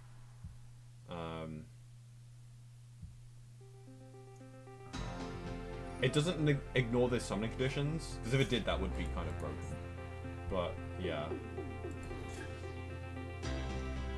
I'll be honest, this is using the new Predapont stuff, and I'm not sure what's going on, but I think I'm getting OTK'd. If I don't get OTK'd, I am very disappointed. Like, surely the new Predapont support has given it the ability to play through a single imperm and still OTK the opponent on a 0 defense monster. Like, hello? Like, surely, right? Surely. They can't OTK, are you kidding me? Is Predapont really that bad? Like, I mean, maybe they're nerfed in this format, but like, I doubt it. Maybe they have access to Link monsters. To be fair, like, I have seen Jessica Robinson like cooking with like a plant Link deck that incorporates the new Predapont cards. So, like, if Jessica Robinson was my opponent, I think she would probably cook me. But like, we're not up against Jessica Robinson. So, okay, I actually really like this this top deck. It gives us the option to pop a card. What am I looking at though in terms of interrupts? Once per turn when a card effects that tribute one monster on the field. Okay, so basically not negate. Which is unfortunate. Yeah, if they... Oh, wow, he's just searching super quality. Yeah, I'm pretty sure he has a set super quality as well. Unfortunately, I don't think I can play through this if my Purius map gets negated. I probably should have... Yeah, I should have activated Usurpation first to bait out the Omni Negate. But to be fair, I don't think I'm playing through super quality. Like, I'm pretty sure he just goes... Yeah, I'm not playing through anything. I know. We'll let him use the Omni Negate so he tributes one of the things. But... So yeah, you select the effects on Declaration, and then your opponent has a chance to respond. Yay, I tributed one of his monsters! Okay, I do lose though, so GG's.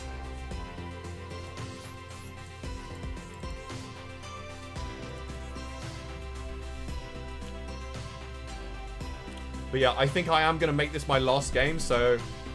if you guys, yeah, so thank you all so much for watching.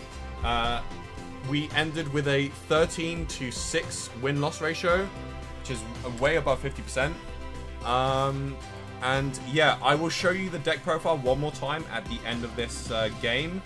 But this will be my last game because it's currently 1 AM in the UK, and I'm getting a bit sleepy, and I don't want to, as much as I do actually want to stream some more, but I know if I do, I'll probably make more misplays, so, but I actually haven't actually made that many misplays, surprisingly enough.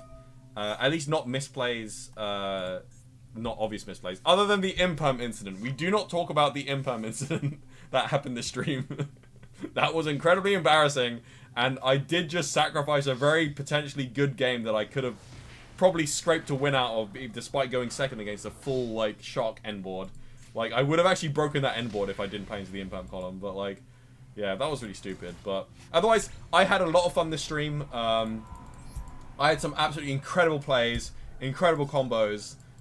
Yeah, and I do want to grab this title. The Dreadnought title is such a cool title, actually. Definitely good for the train players. So to get the title, you need at least 22 wins or 21 wins and 10 losses. And I currently have 13 wins and 6 losses. So yeah, I'm well on my way to getting this title. I'll be doing the rest of the games off stream though.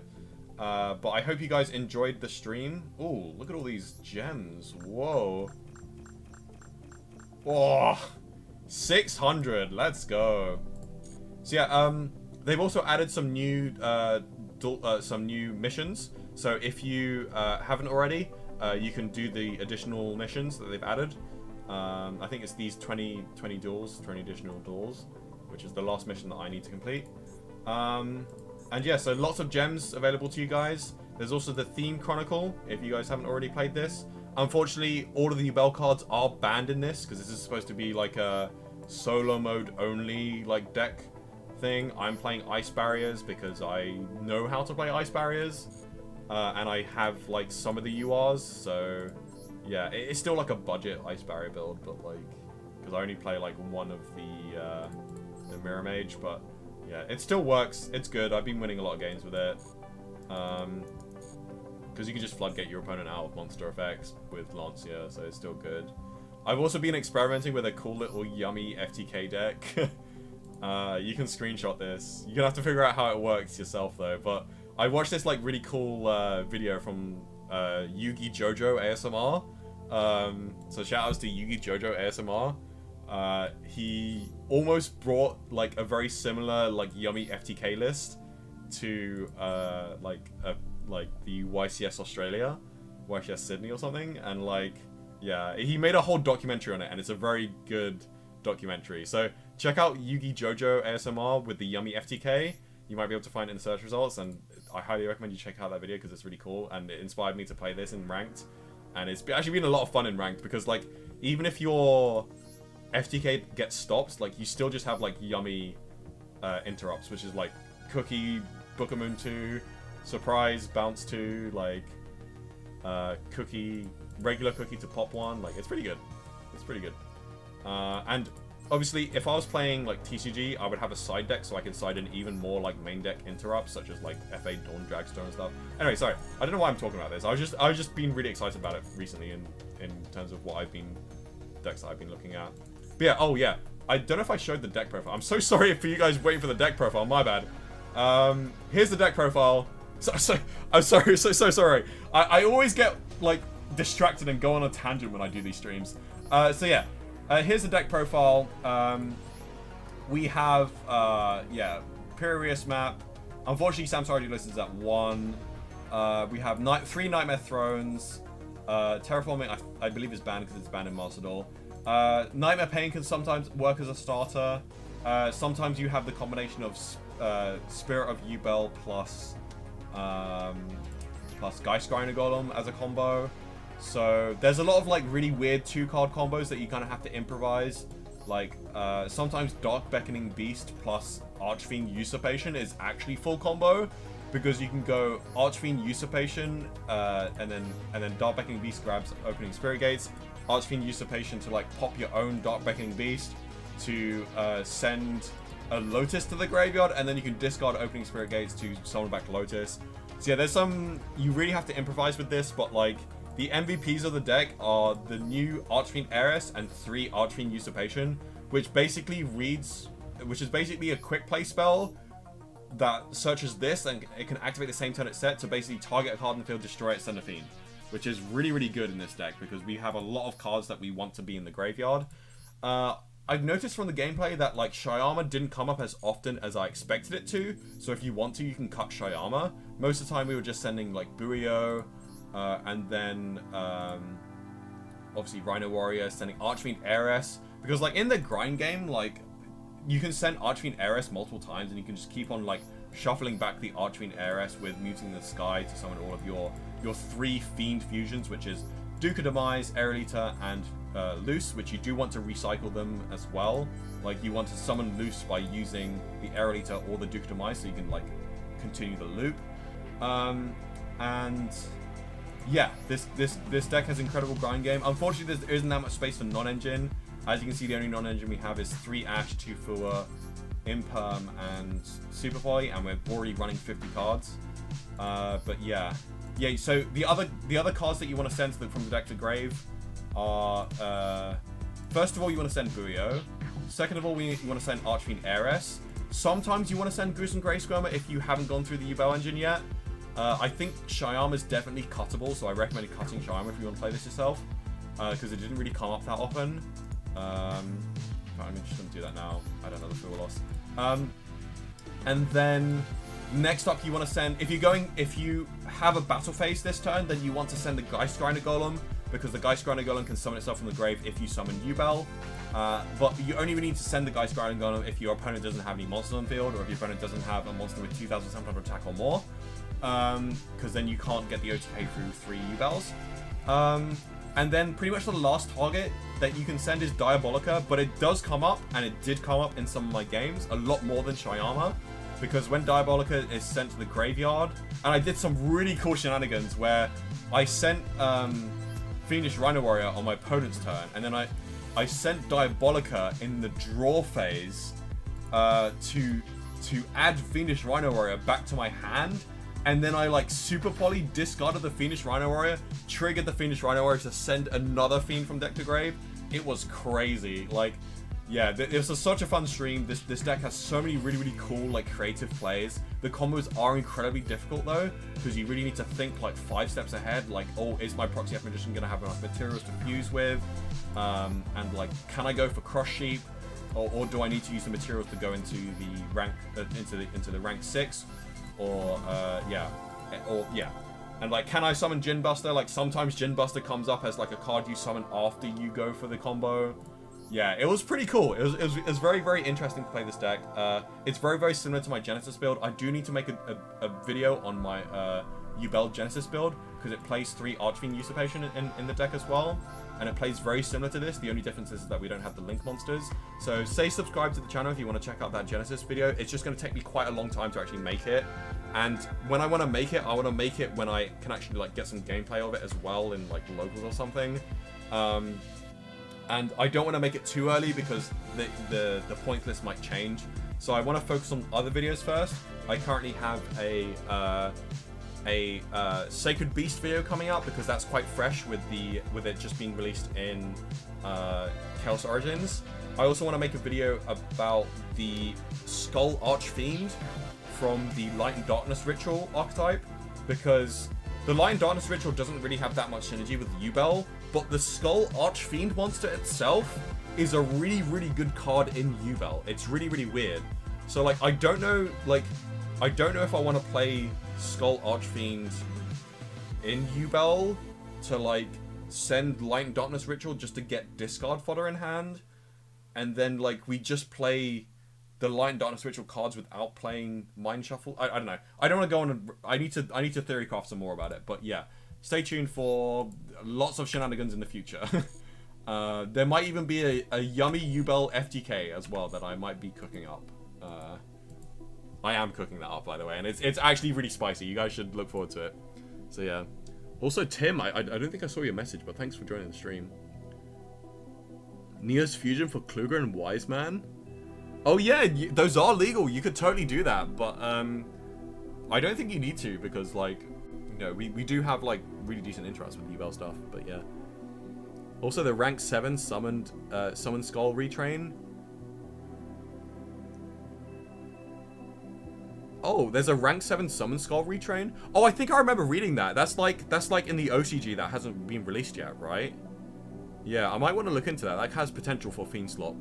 But I know, like, because, I don't know if you guys know, like, Usman, the Max Metamorph player. I saw Usman using, Skull Archfiend Light and Darkness Ritual cards. I mean, I think he's just playing, like, a full Light and Darkness Ritual engine in his 60-card Max Metamorph deck. But it works so well in Max Metamorph because, like, you use the Incoming Machine, which is not once per turn. Incoming Machine searches you any Max Metamorph card. You go for the Copycat thing, and then you go, yeah, hell yeah, I'm live. Black Ninja, you, like, missed most of the stream, though, unfortunately. But yeah, I have been playing offline mostly, so yeah, just because I haven't really had the energy to stream recently. But I do stream for, like, special events like this Fusion X XYZ event. But yeah, the Max Metamorph combo is interesting because you go Incoming Machine, you add the Copycat, you turn the Copycat into a Light Fiend, and then you go Fiendsmith combo, while also doing some other Max Metamorph shenanigans. And then you dump the Skull Archfiend with Aerial Eater off of the Fiendsmith engine.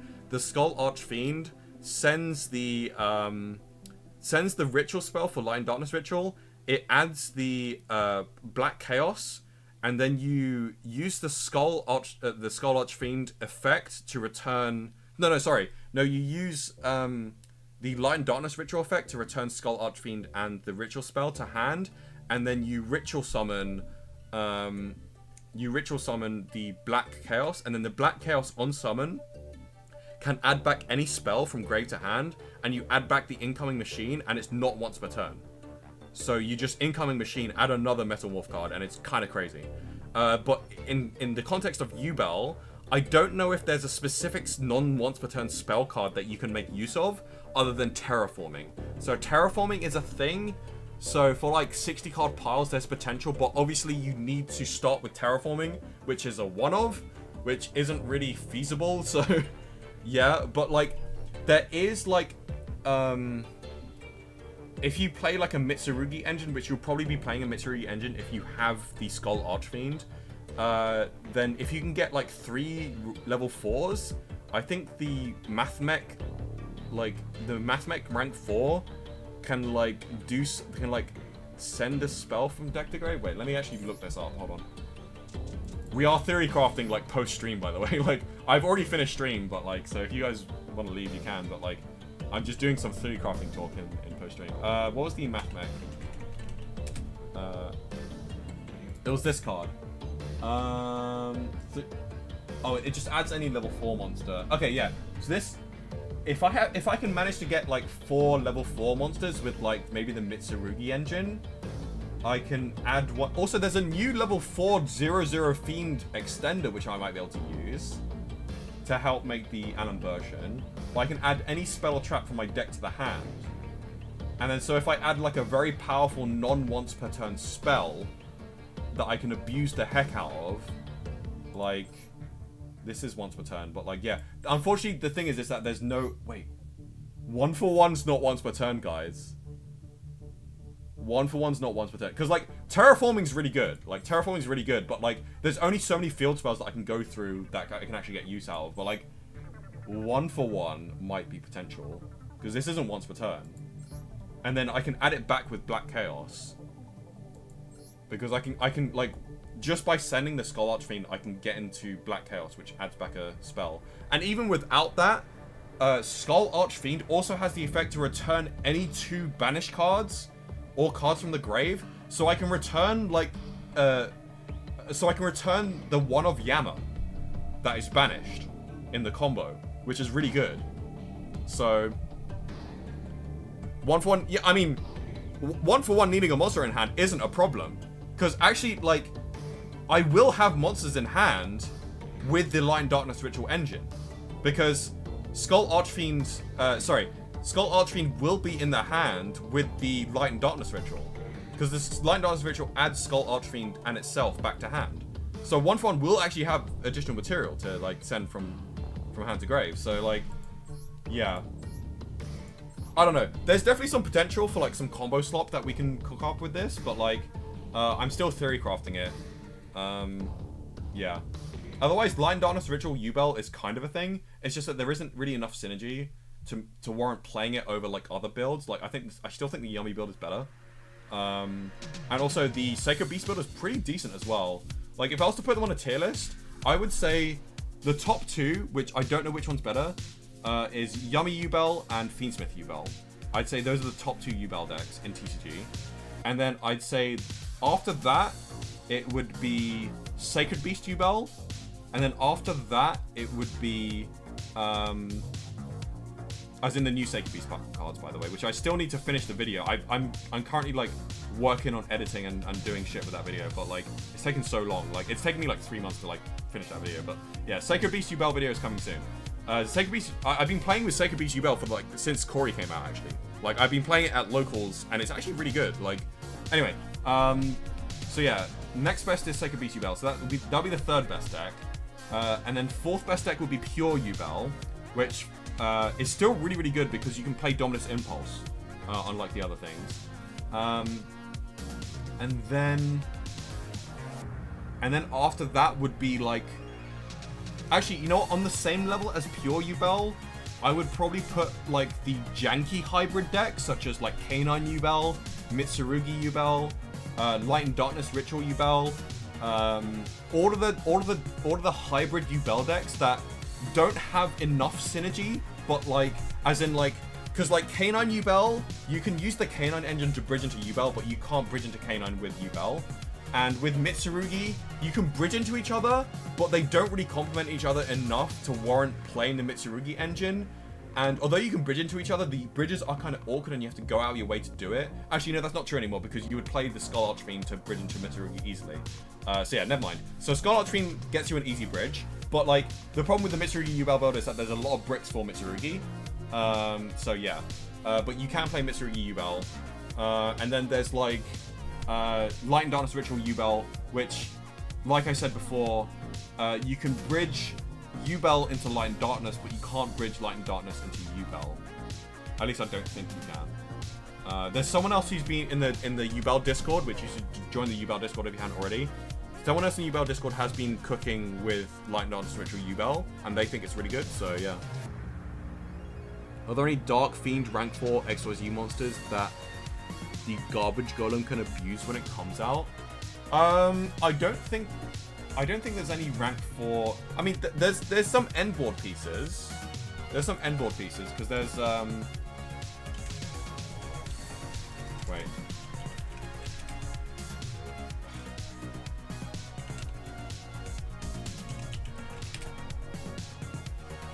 There's this guy, Evil Storm Nightmare, which is a non-once per turn Book of Moon on special summon. 2 level 4 dark monsters. So Tim, you can look at this card, but otherwise just look at the card pool, and you might be able to find something. But I don't off the top of my head, there doesn't seem to be anything you can abuse. Actually, there's a new overframe coming out. There's a new overframe retrain of 101 Silent Honor Arc that you can detach a material, and then like you add a level 4 monster with the same attribute as the material that you detached, which could have potential. It has to be a level 4 monster though, so I don't know how much that can get you, but like you can add Dipsy Fiend, I guess. Actually, I'm not sure if you can add Dipsy Fiend because it is a water monster. But like this is a level 4 like Fiend monster that you can add to fit the Fiend swap level 4 stuff potentially. Yeah, so Dipsy Fiend is something that you might want to consider. Otherwise, I'll leave the theory crafting to you, and you can let me know in the Discord what you come up with. But yeah. Anyway, thank you guys so much for watching. I will just end it there before I just like go on a whole like theory crafting rant. I already have, but like yeah, it is what it is. Thank you guys so much for watching. Hope you guys enjoyed, and I'll see you all in the next one. Bye!